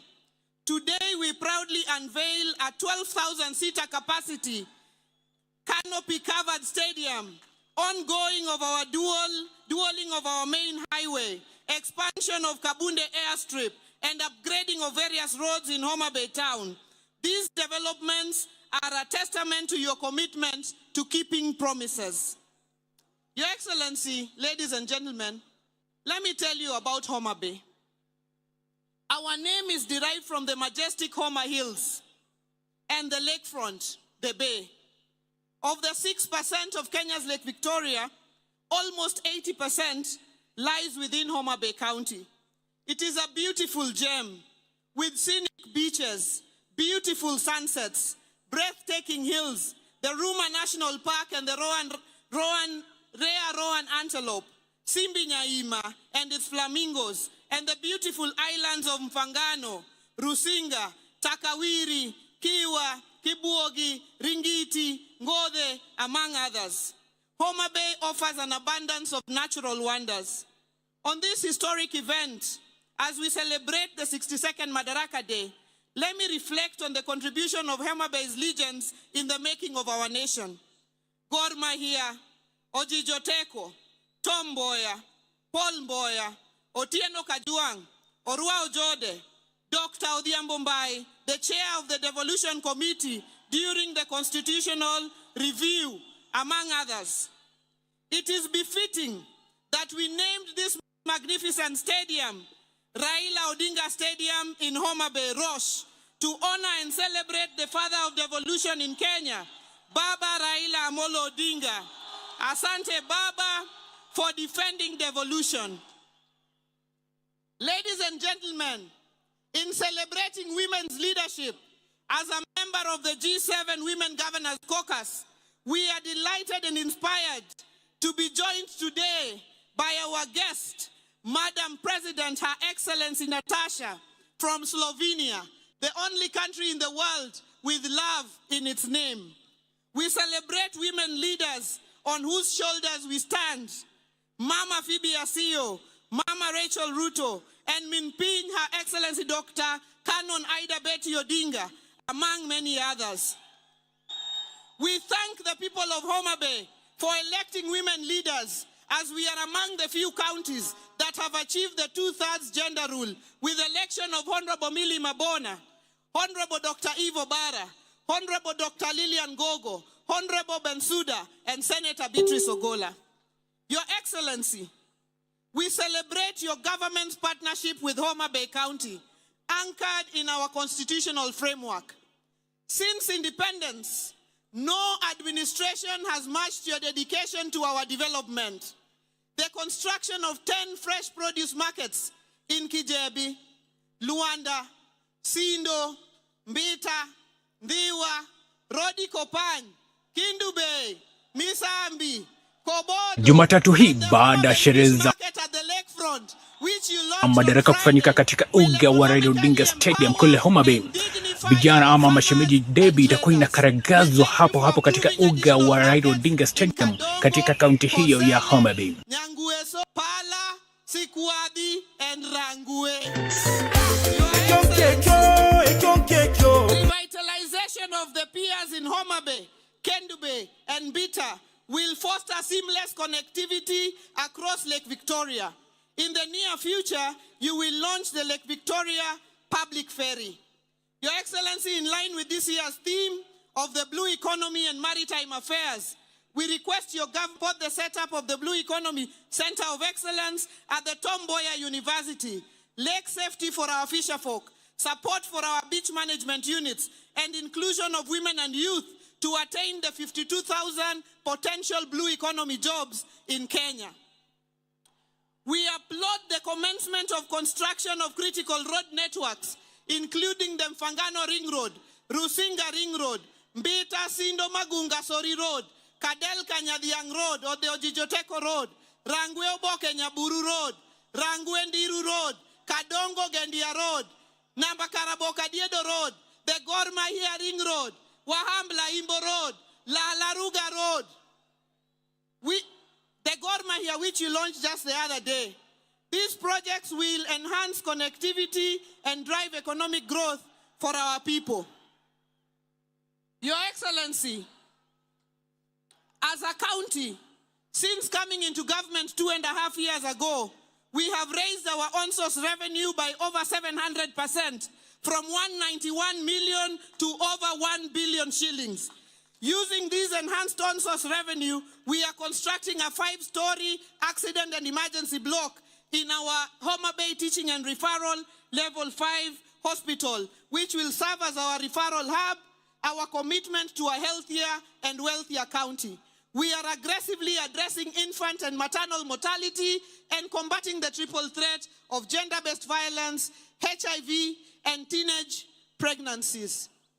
Your Excellency, following cutbacks in foreign assistance, we call on your government to assist county governments in recruitment, in financing recruitment of healthcare workers and regularization of showcasing our boundless agricultural potential. According to the KNBS, Homa Bay is the leading producer of fish, sunflowers, sweet potatoes, and peanuts in Kenya, the second largest producer of cotton, and the top 3 millet and sugarcane producer, not forgetting our sweeted pineapples from Olare in Kochia. The establishment of the Riwa Special Economic Zone and the County Aggregation and Industrial Park, in partnership with your government, will facilitate value addition, agro-processing, industrial growth, wealth, and job creation.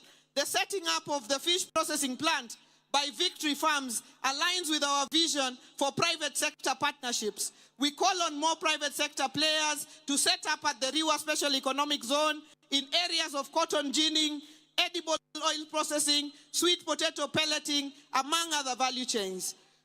We request your government, Your Excellency, to support us with the horizontal infrastructure at the Riwa SCZ. Your Excellency, we are committed to education. We have built 241 classrooms under a program dubbed Dondoa Kaunda in the last 2 years. Our Fundi Mangula vocation Fins to Swim scholarship and bursary program supports over 20,000 beneficiaries every year. We thank all our partners for their support across various sectors. Joturuawa mabor, tokendo wadi mabor.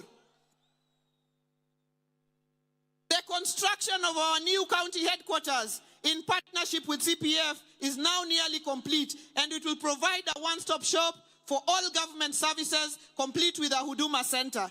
This project is part of a broader vision to transform Homa Bay into a vibrant economic hub and a gateway to easing administrative offices to open up the lakefront for investment, tourism, and hospitality. Our larger vision is to have a Homa Bay city in a decade, the Cape Town of Kenya. Your Excellency, on behalf of the people of Homa Bay, let me thank you for appointing our sons, CS National Treasury, Honorable FCPA, John Badi, and the PS Interior, Dr. Raymond Omolo, to critical dockets in your government. Your Excellency, let me celebrate our unity in progress. The success of Homa Bay has been achieved by working together in our quest for development as captured in the ODM 10-point agenda.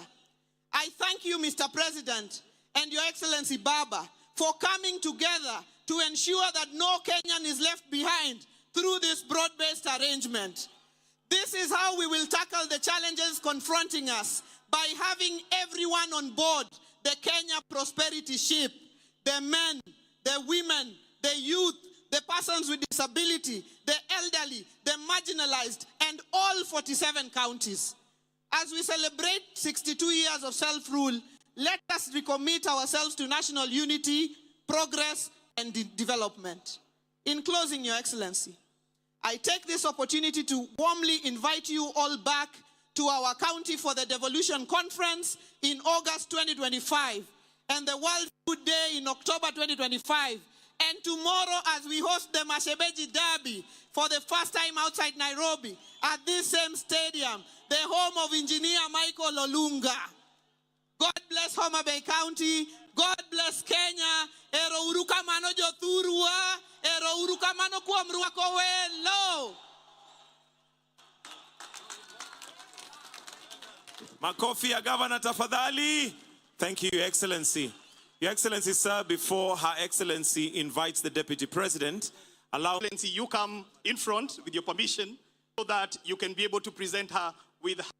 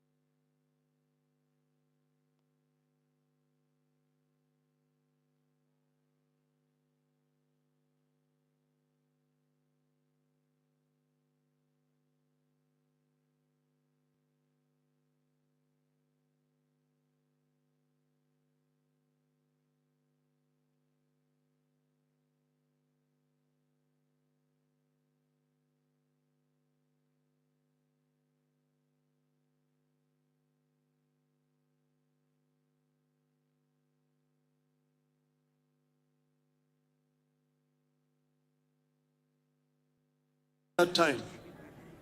I want today to say that we should do compensation to families of those who died and those who were injured, so that we can have a closure to this chapter of our national history today. Kenyans to live in peace and in unity.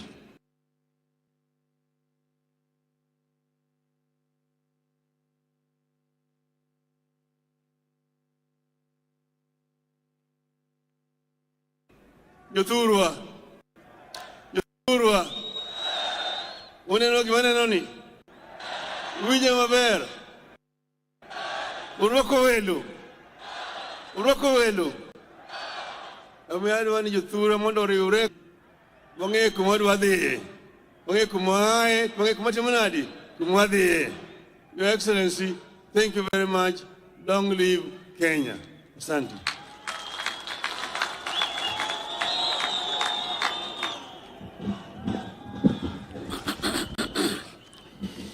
Your Excellency, before I invite you, allow me just to say this in a minute,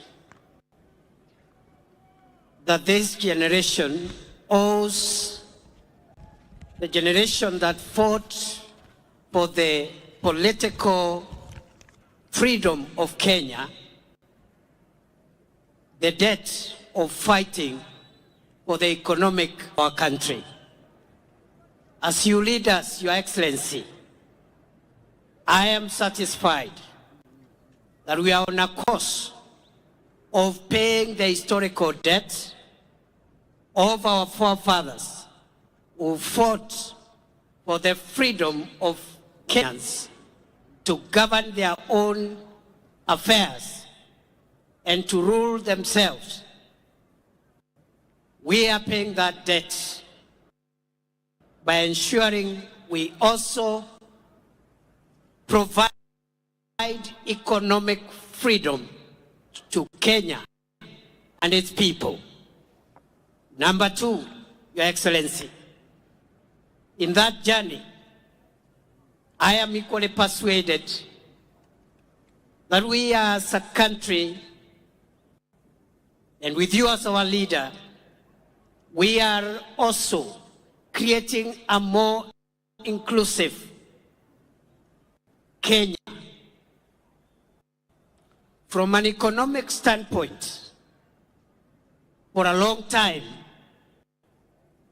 the investment of national resources, especially in supporting the value chains from where the majority of our people derive their income, those resources have sometimes forgotten certain sectors.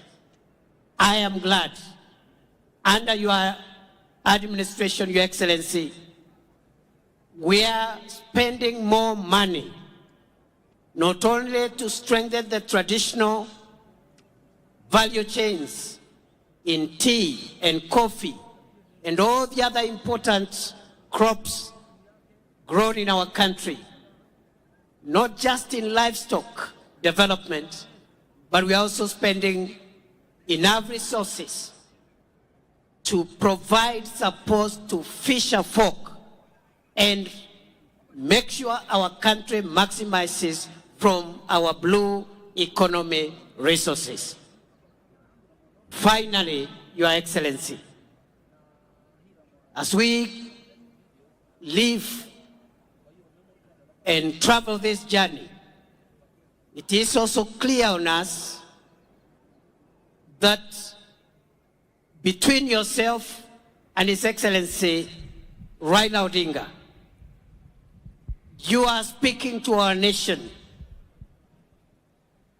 so that we can forge closer ties among ourselves as citizens of Kenya, reduce barriers brought about by politics, ethnicity, religion.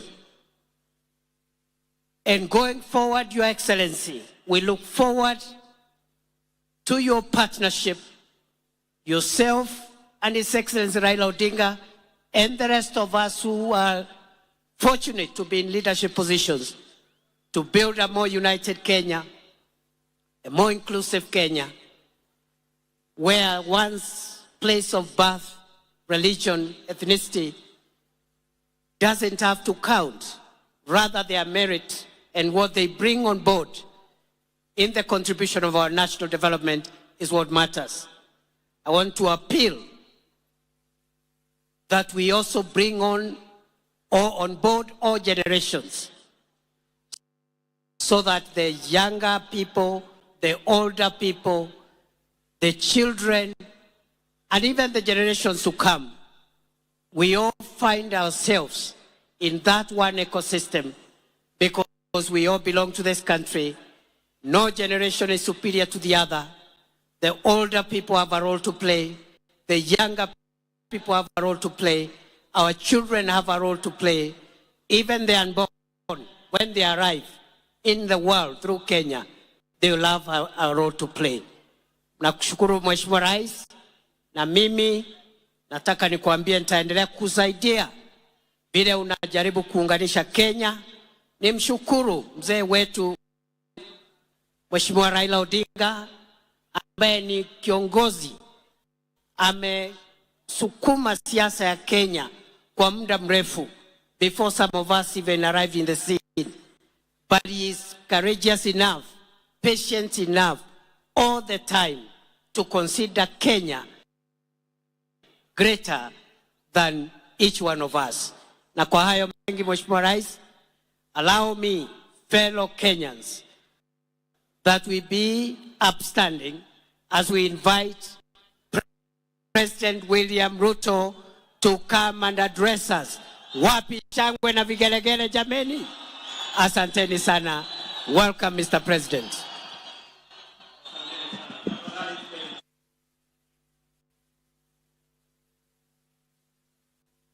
Your Excellency, President Natasha Pirsi Musa from Slovenia, our special guest in this 62nd Madaraka Day here in Homa Bay.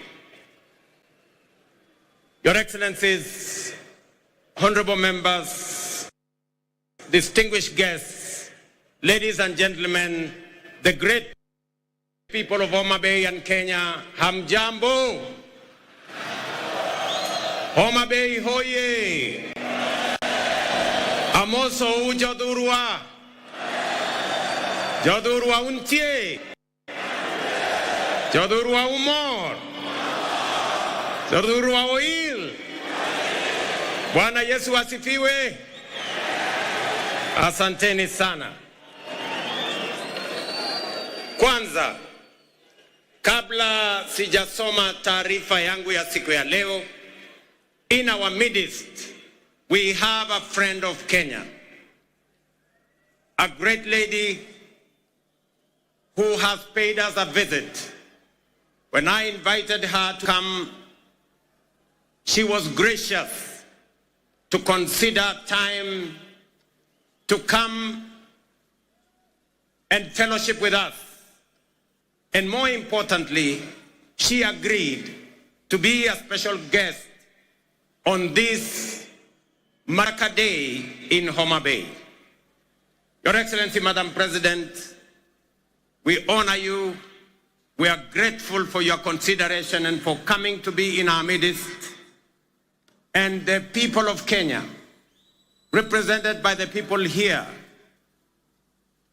welcome you to Kenya. And as a special guest, let me allow you to make your statement. Tumkaribishe Mheshimiwa Rais na makofi jameni. Welcome, Madam President.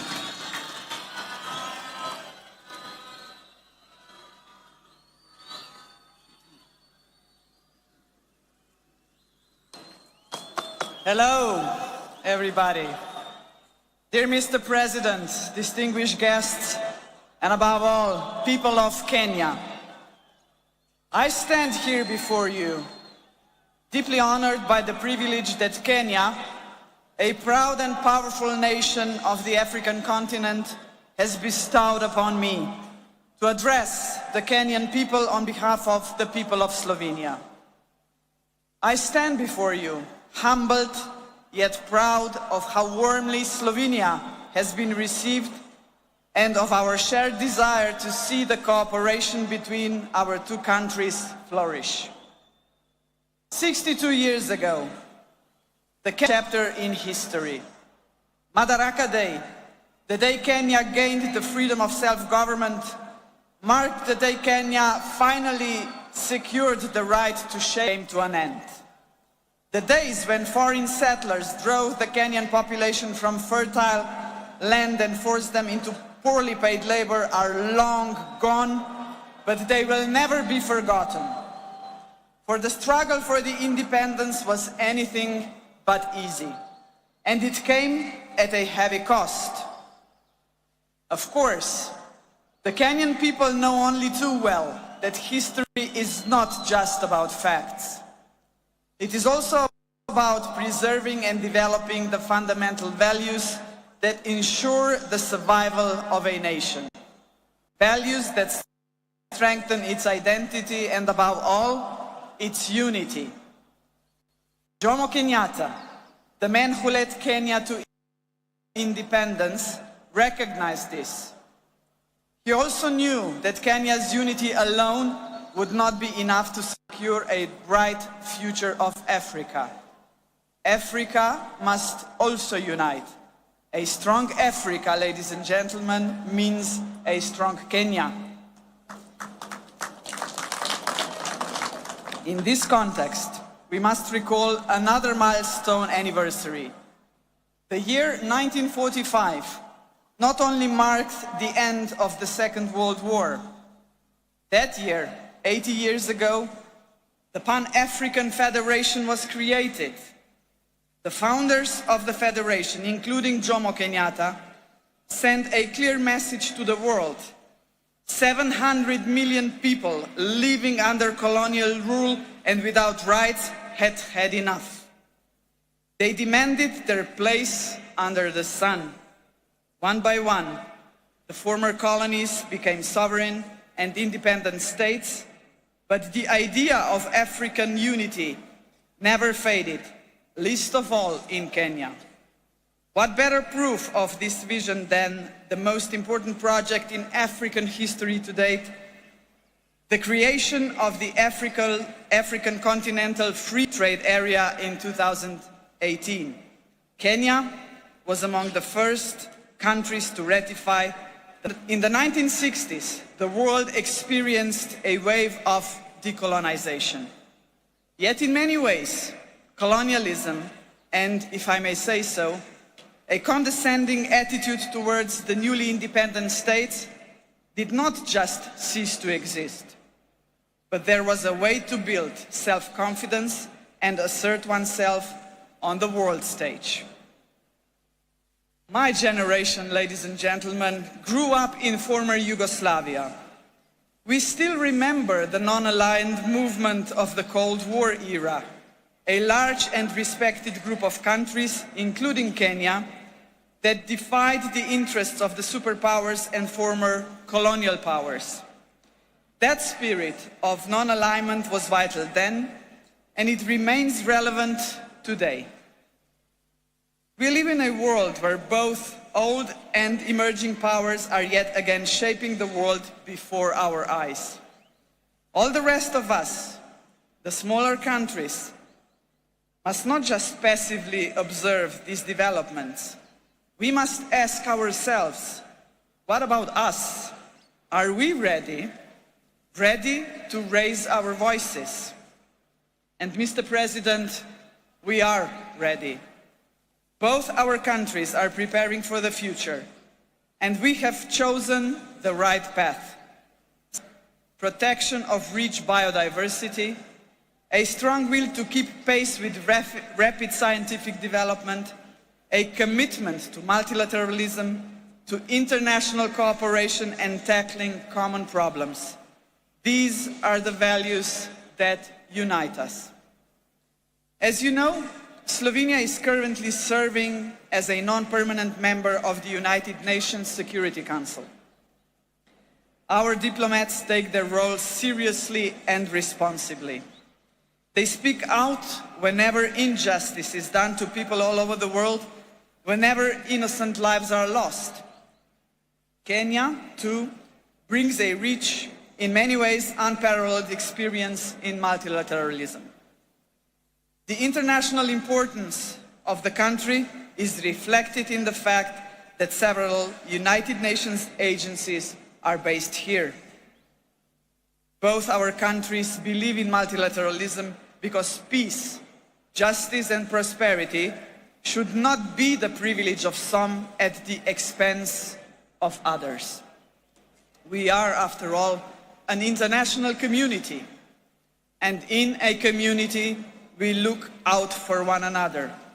And in a community, solidarity matters. In a community, cooperation must be our goal, not selfishness. In a community, peaceful settlement of disputes, not wars, must be the norm. Only such a united community will be capable of confronting the world's most urgent challenges, such as poverty and climate change, lack of access to basic needs and social exclusion. This is why we should be proud that there are several projects in which Kenya and Slovenia are working together to support each other in tackling this kind of challenges. Dear Mr. President, dear people of Kenya, the Slovenian people celebrate Madaraka Day with you. We are a young country, but we too have our own story of struggle for independence. We celebrate with you because we are both proud and confident nations, nations that revere the past yet look firmly to the future. We must not be discouraged by the troubled world in which we live. We should look for opportunities that lead to a strong economy, scientific progress, innovation and environmental protection. Unity and determination have brought us this far. They will take us even further. As late Kenyan and African literature giant Ngugi wa Thiong'o had said in his Dreams in a Time of War, believe in yourself is more important than endless worries of what others think of you. Value yourself and others will value you. Validation is best that comes from within. Happy Madaraka Day. Asante sana.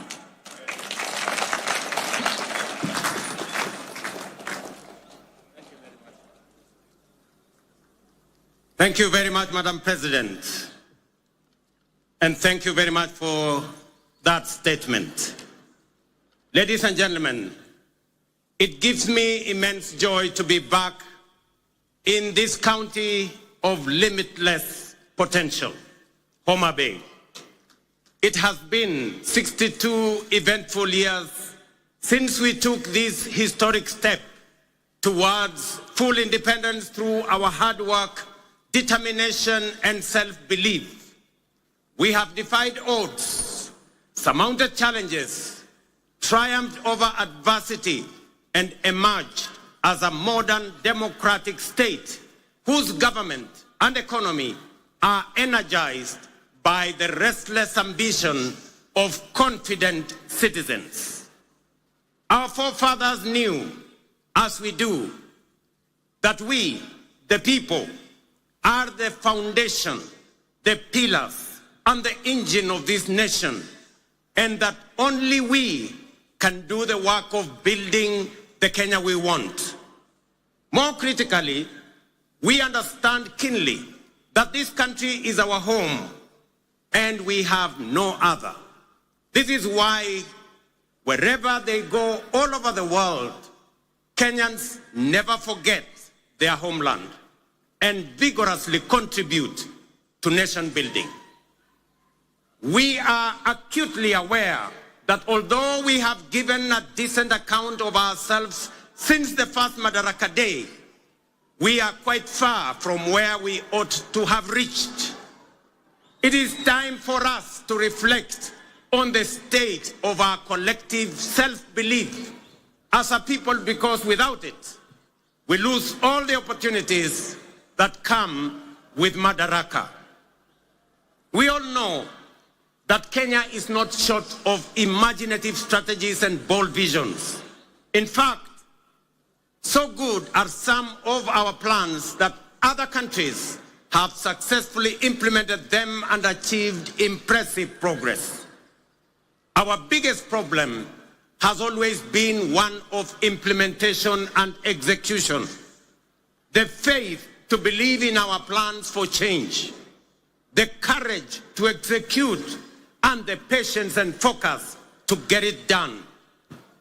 Some do not believe that we deserve the good that comes with positive change. Others think we are too poor or even in the wrong part of the world. Yet still, others do not want to see changes that benefit ordinary people or make life better for everyone. Today, ladies and gentlemen, I want to persuade the doubters that no one else is going to bring change except us, and that the only way to build the Kenya we want is by embracing change, however uncomfortable it may seem at first, and that we must possess the self-belief individually and collectively to approach our tasks boldly, confidently, and with determination in order to deliver new, more and better, sooner rather than later. Ladies and gentlemen, over 2.5 years ago, we embarked on an ambitious journey of national renewal powered by the bottom-up economic transformation agenda and rooted in the will and sovereign Kenya. Bottom-up is not just a mere slogan. Today, it is a lived reality for millions of Kenyans, transforming lives and reshaping destinies across the country day by day. Of a deeper yearning and break free from a long history of hopelessness, dependence, and exclusion. This renewal of our commitment to deliver on the fundamental mandate of Madaraka is inspired by the enduring spirit of self-determination through which we vow to give ourselves not only what was denied us during colonialism, but also what every citizen and every human being deserves. That is liberty, dignity, security, and opportunity. Madaraka affirms our collective faith, shared across generations of Kenyan patriots, that through hard work, innovation, and resilience, our farmers, traders, young people, workers, and professionals will rise to the occasion. With the strength of our imagination and effort, we can and must transform this nation with the imagination of our own minds and the work of our own hands. I speak to you today with a deep conviction that our country is firmly on the path to stability and progress. We have weathered turbulent times, navigated serious challenges, and through courage, policy decisions pursued with resolve, we have not only stabilized our economy, but also charted a clear course to long-term prosperity. Since August 2022, Kenya has recorded an average annual growth of an average of 5%, outperforming the global average of 3.3% and the regional average of 3.8%. Just last month, the International Monetary Fund projected our GDP to reach US dollars 132 billion. That is 17 trillion Kenya shillings, making us the largest economy in our region and the 6th largest economy in our continent. At the same time, inflation has declined sharply, from 9.6% in October 2022 to 3.8% in May this year, well below our target of 5% and bringing welcome relief to households and businesses. This reflects the strength of our economic fundamentals and the impact of our bold reforms. During the same period, the shilling appreciated by nearly 20% against the US dollar, from Kenya shillings 162 to Kenya shillings 129, making it one of the best performing currencies in the world. The central bank rate has decreased from lowering the cost of borrowing and spurring private sector activity. Additionally, our foreign exchange reserves now stand at US dollars 10 billion, extending our import cover from 2.5 to 4 months. Ladies and gentlemen, the affordable housing program stands as a powerful symbol of the socio-economic transformation underway across Kenya. Last week, I had the privilege of handing over keys to the first 1,080 social housing units in the new Mukuru estate in Nairobi. As I said then, while ambitious national programs can be successfully implemented to deliver tangible benefits to ordinary citizens and fundamentally reshape our understanding of meaningful change.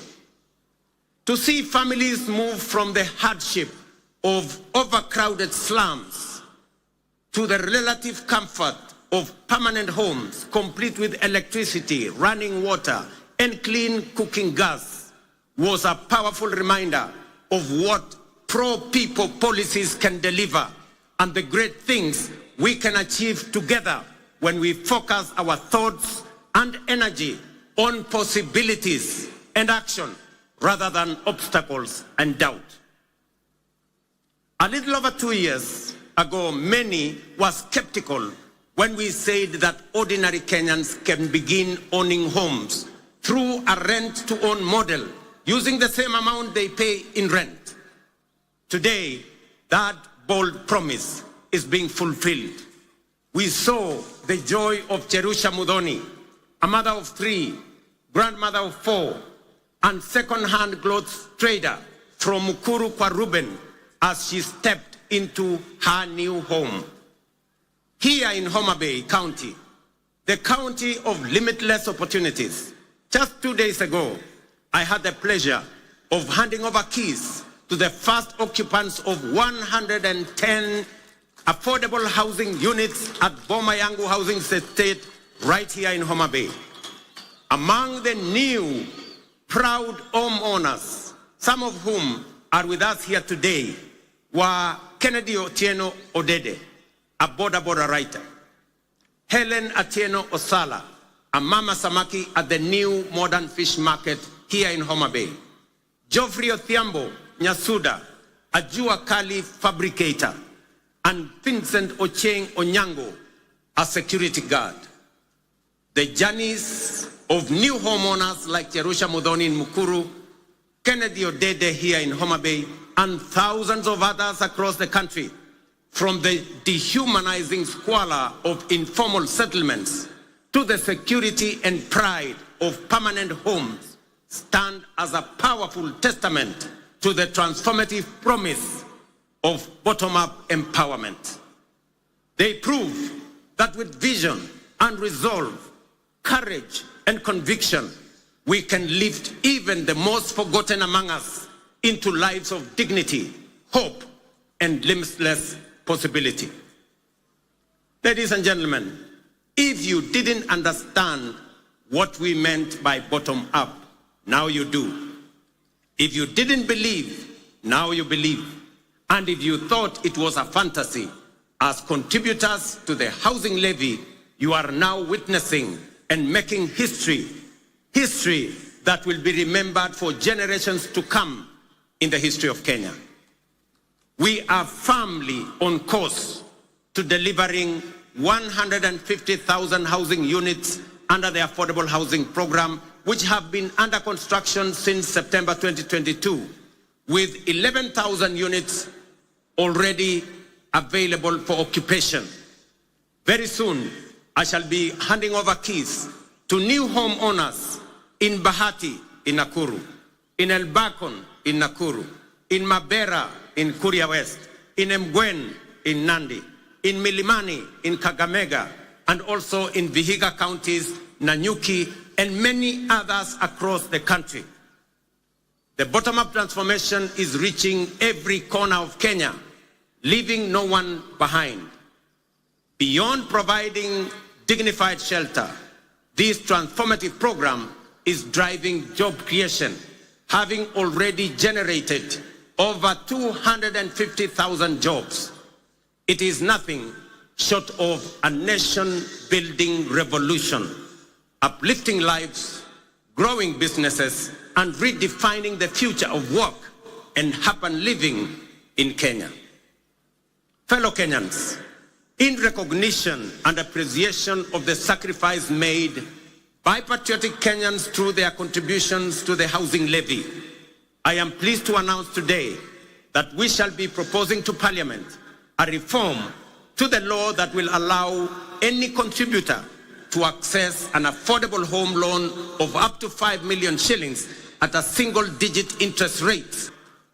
This facility will also enable contributors to offset existing mortgages, offering greater flexibility in their housing journey and allowing many to significantly ease their home financing costs. These reforms will ensure that every shilling contributed to the housing levy works for the contributor, whether through access to affordable housing, home loans, or mortgage relief. Ladies and gentlemen, word is beginning to get out throughout the nation that SHA is working, by which citizens mean that the transition challenges and teething problems are now behind us, and universal health coverage is now serving Kenyans and leaving no one behind. Since the rollout of Taifa Care in October 2024, 23 million Kenyans have so far registered with the Social Health Authority, a resounding vote of confidence in our reformed healthcare model. We are now recording an average of 50,000 new registrations every day, a clear testament to the fact that Kenyans have embraced a system designed to guarantee access to quality, affordable, and dignified healthcare for all of us. In just 8 months, SHA has disbursed Kenya shillings 43 billion in claims to facilities, with 4.5 million Kenyans having received treatment fully covered by SHA since its inception. For the first time in Kenya's history, under SHA, citizens can access free emergency services in all facilities funded by the government through the Emergency Critical and Chronic Illness Fund. This groundbreaking reform is eliminating the burden of mandatory deposits demanded by hospitals, especially during emergencies. To sustain this momentum, the government has allocated sufficient resources to fully fund primary health care services. Every registered Kenyan can now access care in public and SHA-contracted facilities at no cost. Taifa Care is universal in both word and deed. These healthcare services deliver transformation, goes beyond the magnitude of numbers or of new beneficiaries to real impact on citizens. SHA is settling payments promptly, ensuring that no Kenyan is turned away due to lack of funds. Additionally, to expand access to comprehensive inpatient care, the Social Health Authority is prioritizing the enrollment of all Kenyans with a particular focus on those in the informal sector, many of whom were previously excluded under the now defunct National Health Insurance Fund. Although informal households account for approximately 80% of the population, they have historically faced significant barriers to access health insurance. So far, 1.7 million informal sector households have successfully enrolled and paid for social health insurance, a record achievement representing the highest number of informal sector enrollment in a single year in the history of Kenya. To address persistent challenges such as irregular premiums and other contributions among informal sector workers, we are introducing an innovative and inclusive payment solution called Lipa Sha Pole Pole, or Lipa Sha Mos Mos. This initiative enables Kenyans to remit their annual SHA contributions through flexible, manageable installments, whether monthly, weekly, or even daily, based on their financial ability. It ensures families maintain continuous health coverage without financial strain, while simultaneously promoting the sustainability of the health insurance fund. Lipa Sha Pole Pole has been made possible through a strategic partnership between the Ministry of Health, the Ministry of Cooperatives and MSMEs, mobile network operators, and financial institutions through the Hustler Fund. The system is simple and accessible to citizens. Citizens can dial *147# and follow the prompts to enroll and begin their contributions immediately. In addition to enhancing access to health insurance, we have prioritized the availability of essential medical equipment in public health facilities, moving away from the previous managed equipment services model, which placed maintenance and service delivery responsibilities solely on county governments. We have adopted a more efficient approach under the National Equipment Supply Program. Under this new model, the national government, working in collaboration with county governments, engages directly with equipment manufacturers and suppliers to deploy critical medical equipment based on county-specific needs. Payments are made on a fee-for-service basis, aligned with the gazetted SHA tariffs. This output-based financing mechanism ensures that facilities are reimbursed only for actual services rendered, thereby enhancing accountability and guaranteeing the availability, functionality, and quality of medical services across public health institutions in our republic. I urge every Kenyan to take charge of their health by enrolling with the Social Health Authority so that together we can end the heartbreaking cycle where families are forced to auction their livestock, sell their land, or part with their life's possessions just to afford medical care. And commitment with which Kenyans have participated in and contributed to the realization of radical positive change on an unprecedented scale. The evidence before us of real progress with real impact on people's lives should encourage and inspire us to do even more together with greater confidence and to turn Kenya into the country we all aspire to belong. I extend my deepest gratitude to millions whose housing levy contributions are restoring dignity to fellow citizens who may never have had a dream of owning a decent home.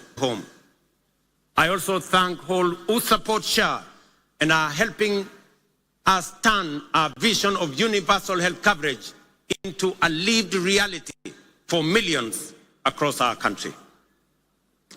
Ladies and gentlemen, through strategic investments in agriculture, we are accelerating both growth and resilience in the sector.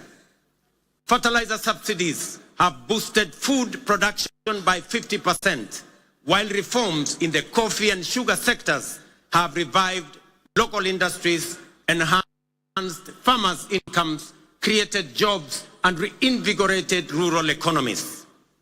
Today, milk farmers are earning an average of 50 shillings per litre, up from 35 shillings 2 years ago. Coffee farmers are now earning up to 150 shillings per kilo, a remarkable increase from an average of 65 2 years ago. Tea earnings rose from Kenya shillings 138 billion in 2022 to 215 billion in 2024. Sugar production surged from 490,000 metric tons in 2023 to 815,000 metric tons in 2024, enabling us to reduce sugar imports by 70%, while increasing farmers' earnings from 50 billion to 90 billion. We have intervened with consistency and focus to ensure sugarcane growers receive fair returns for their deliveries and that they get paid in full and on time. To anchor these gains sustainably, we must recognize that increasing the efficiency of milling plants is central to farmers' interest. Efficient mills are more profitable and offer farmers optimal returns. Conversely, outdated mills, some of which run on plants that are over 50 years old, recover only 1 ton of sugar from nearly 20 tons of cane, shortchanging our growers and robbing them of their sweat. In this connection, the recent competitive leasing of 4 state-owned factories, Nzoia, Chemelil, Sony, and Moroni, is another strategic step to inject efficiency, restore profitability, and safeguard farmers' livelihoods. Our goal is to modernize the mills, ensure prompt payment to farmers, workers' salaries and wages, and transform these once struggling factories into productive and sustainable enterprises. For years, these factories were a financial burden on the exchequer, surviving only on repeated taxpayer-funded bailouts while failing to pay farmers and workers. The government of Kenya has acknowledged its limitations in managing these mills. Let it be clearly understood that neither the factories nor their assets, including land, have been sold. They remain public property, leased under strict terms to private sector players to deliver shared value and revive the industry for the benefit of farmers, workers, communities, the sector, and the nation. As we dedicate our efforts to nation building, we are also preparing Kenya to thrive in an increasingly competitive, complex future. This requires equipping our learners with the knowledge, skills, and mindset necessary to seize opportunities and contribute meaningfully to national development. Guided by bold recommendations from the Presidential Working Party on Education Reform, we are undertaking the most transformational shift of our education system in over 6 decades. We have successfully transitioned to a competence-based education system, moving away from rote learning towards a dynamic, skills-based approach aligned with the 21st century needs and our socio-economic goals. Our next priority is to ensure every school has infrastructure and equipment needed to support both learners and teachers. To support this transition, and respond to the needs of our growing population, we have undertaken the largest teacher recruitment drive since independence, employing 76,000 new teachers over a period of 2 years, and are on course on additional 24,000 teachers by January next year. We also have built more than 23,000 additional classrooms, easing pressure on existing infrastructure and shielding teachers and learners from the burden of overcrowded classrooms. At the tertiary level, we have revolutionized education financing through a new student-centered funding model that ensures the sustainability of our TVETs and universities while expanding access for learners. Today, students from poor families get up to 90% of government scholarships, with parents paying only a nominal fee. In recognition of the transformative power of technical and vocational education and training, in tackling pressing socioeconomic challenges such as youth unemployment, skills gaps, and poverty, the government is aggressively scaling up investment in technical training. TVET colleges enrollment is set to grow fourfold from 500,000 last year to 2 million by the end of this year, equipping a new generation with skills and knowledge needed to drive Kenya's industrialization, innovation, and economic competitiveness. Ladies and gentlemen, to further empower ordinary Kenyans and small businesses with affordable credit, the Hustler Fund has supported over 25 million borrowers, disbursed 70 billion, and mobilized 4.5 billion in savings. It has also introduced a revolutionary credit rating system that is transforming access to finance for millions who were previously excluded from the formal financial system. The Hustler Fund credit rating system is designed to offer fair and transparent assessment of creditworthiness. It serves as an alternative form of soft collateral for individuals at the base of our economy, the historically excluded majority who lack access to formal financing guarantees such as payslips, title deeds, or other traditional forms of collateral. To date, over 4.5 million beneficiaries with strong credit scores have been qualified for increased loan limits. Notably, 400,000 of them are now eligible for loans of up to 150,000 without any other collateral except their credit score, bringing them into direct engagement with commercial banks. This effectively integrates them into the mainstream financial system, making greater economic opportunities for them. As parents' potential of our young people, their critical role in the economy, and their capacity for creativity and innovation, the government of Kenya has partnered with the World Bank to roll out the 20 billion National Youth Opportunity Towards Advancement Project, commonly known as NYOTA. This initiative aims to empower over 800,000 young people aged between the ages of 18 and 29 years, and up to 35 years for those with disabilities, by enhancing their employability through skills, training, on-the-job experience, recognition of prior learning, and entrepreneurial development, and the promotion of a savings culture. The NYOTA project leverages the Hustler Fund platform and has already attracted over 1 million applicants for its business support component. This initiative targets at least 70 young people in every ward across Kenya, offering grant funding, business training, and market linkages. We have committed 5 billion Kenya shillings in grants to support 100,000 young people. Each will receive Kenya 50 shillings grant in seed capital to start their entrepreneurial journey by August this year.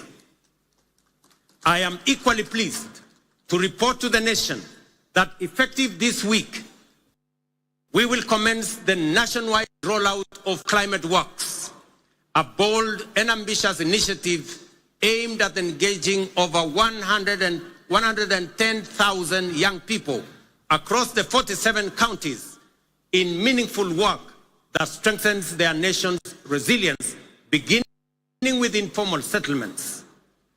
Launched last year in Nairobi, the program has recorded significant success and is now being expanded to the remaining 46 counties.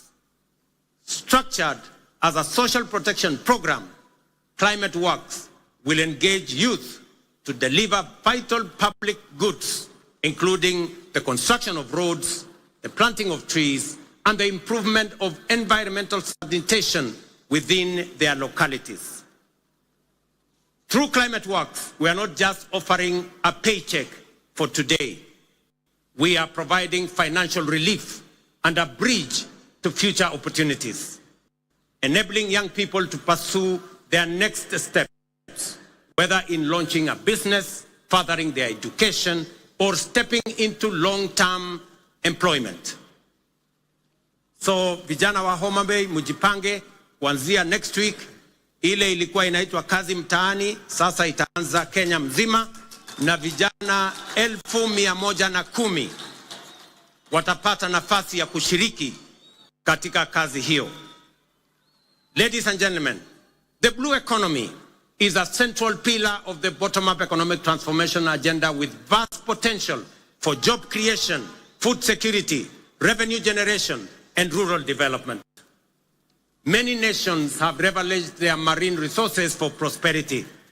It is time for Kenya to do the same.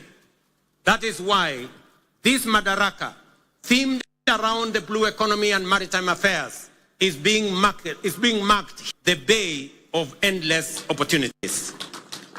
When we speak of unutilized opportunities and untapped potential in the blue economy, Homa Bay in many ways mirrors the promise of Kenya itself. Kenya has the capacity to become a maritime powerhouse. It is time to act, time to do something bold, ambitious, and transformative with this opportunity. Recognizing this opportunity, the government of Kenya is prioritizing the blue economy as a key frontier for national socio-economic transformation. We are making deliberate and strategic investments in sustainable fisheries across lakes, dams, and oceans. A flagship initiative is the Kabonyo Fisheries and Aquaculture Services and Training Center of Excellence in Nyando.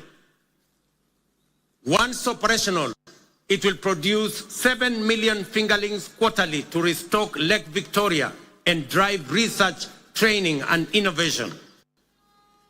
The facility will house a Nile Perch Innovation Center, an Aquaculture Resource Center, and the Kenya Fishing School, positioning Kenya as a regional aquaculture leader.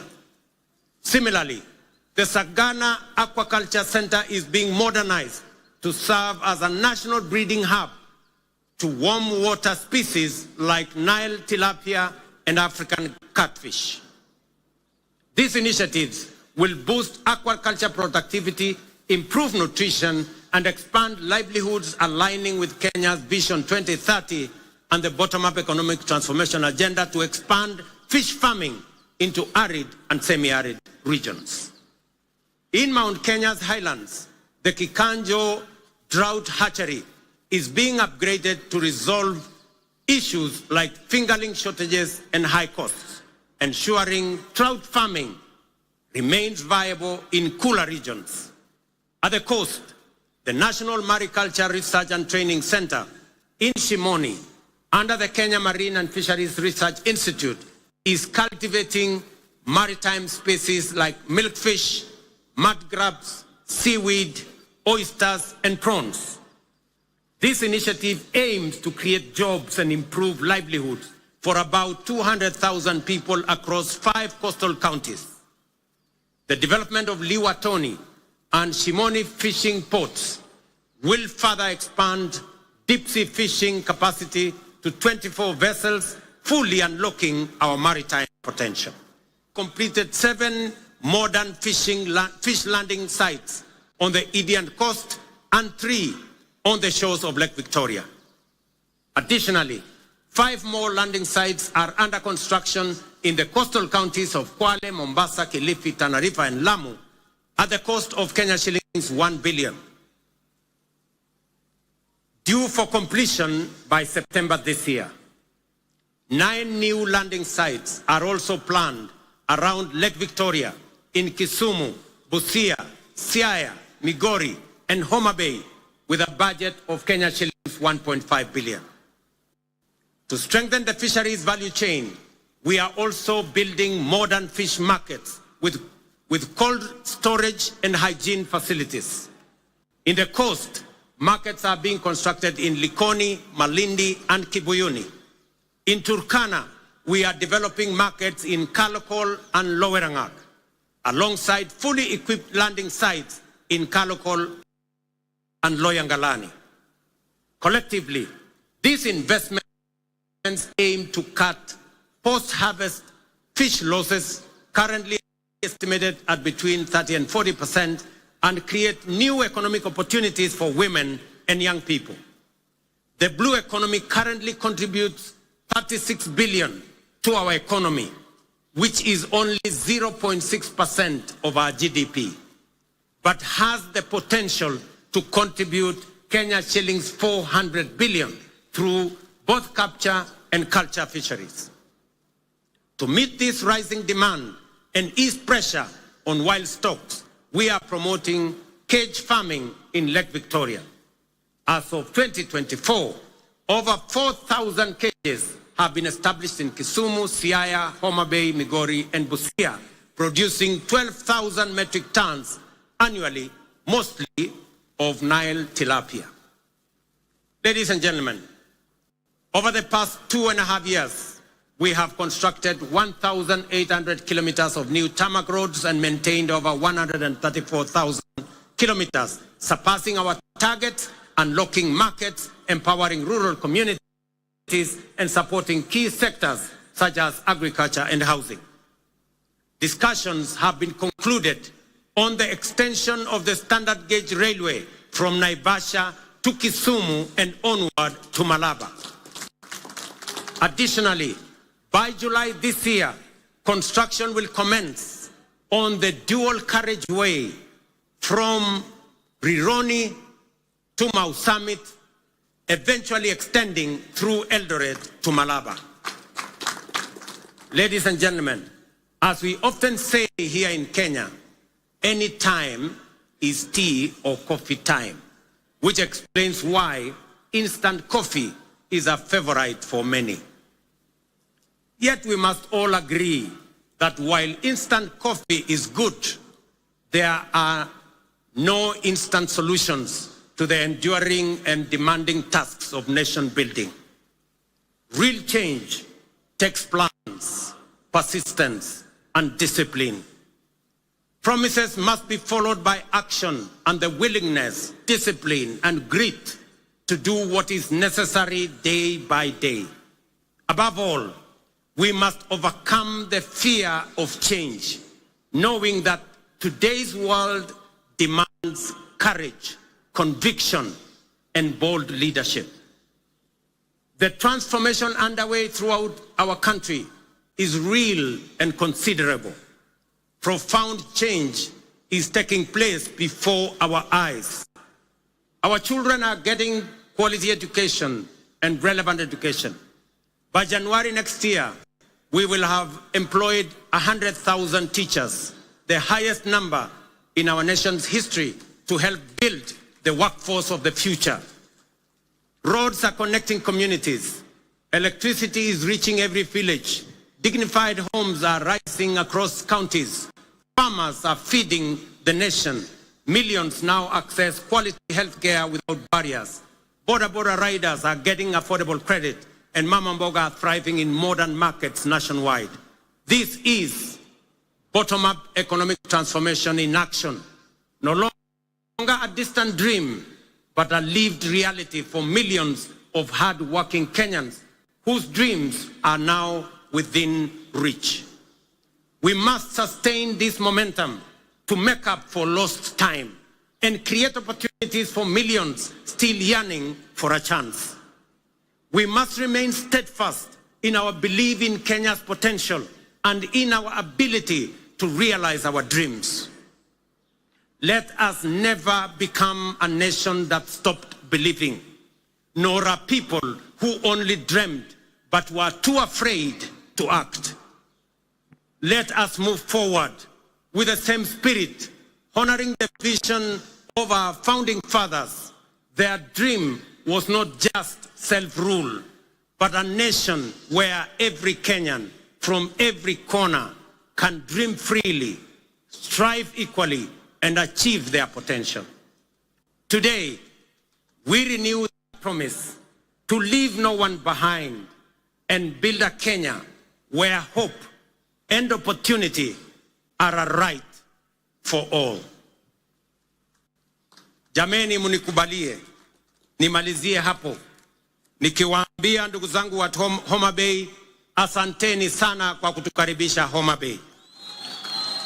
Tunawaheshimu, tunawapenda, na mimi nataka niwahakikishie safari hii tutatembea kwa pamoja. Nataka nimshukuru ndugu yangu mkubwa Mheshimiwa Raila Odinga aka Baba kwa kuunganisha pamoja na mimi taifa letu la Kenya. Tuondoe siasa ya chuki na ukabila na mambo ya kisirani. Tuwaweke watu wa Kenya pamoja kwa sababu umoja ni nguvu. Ndio mwimbaji mmoja hapa akatuambia, one waonge wasiwasi, one waonge watch, one wachodho mana teach. Alisema hakusema? Nirudie. One waonge wasiwasi, one waonge watch, one wachodho mana teach. Kwa Mheshimiwa Kindiki na Mheshimiwa Raila pengine hamuelewi hiyo lugha, inamaanisha hatuna wasiwasi, hatuna midomo mingi, tunachapa kazi. Ile kazi bila break ndio tunachapa. Ni kweli ama si kweli, watu wa Homa Bay? Tuendelee ama tuendelee? Mimi nasema asante sana. I thank you all. God bless you. God bless our great country Kenya. Thank you very much.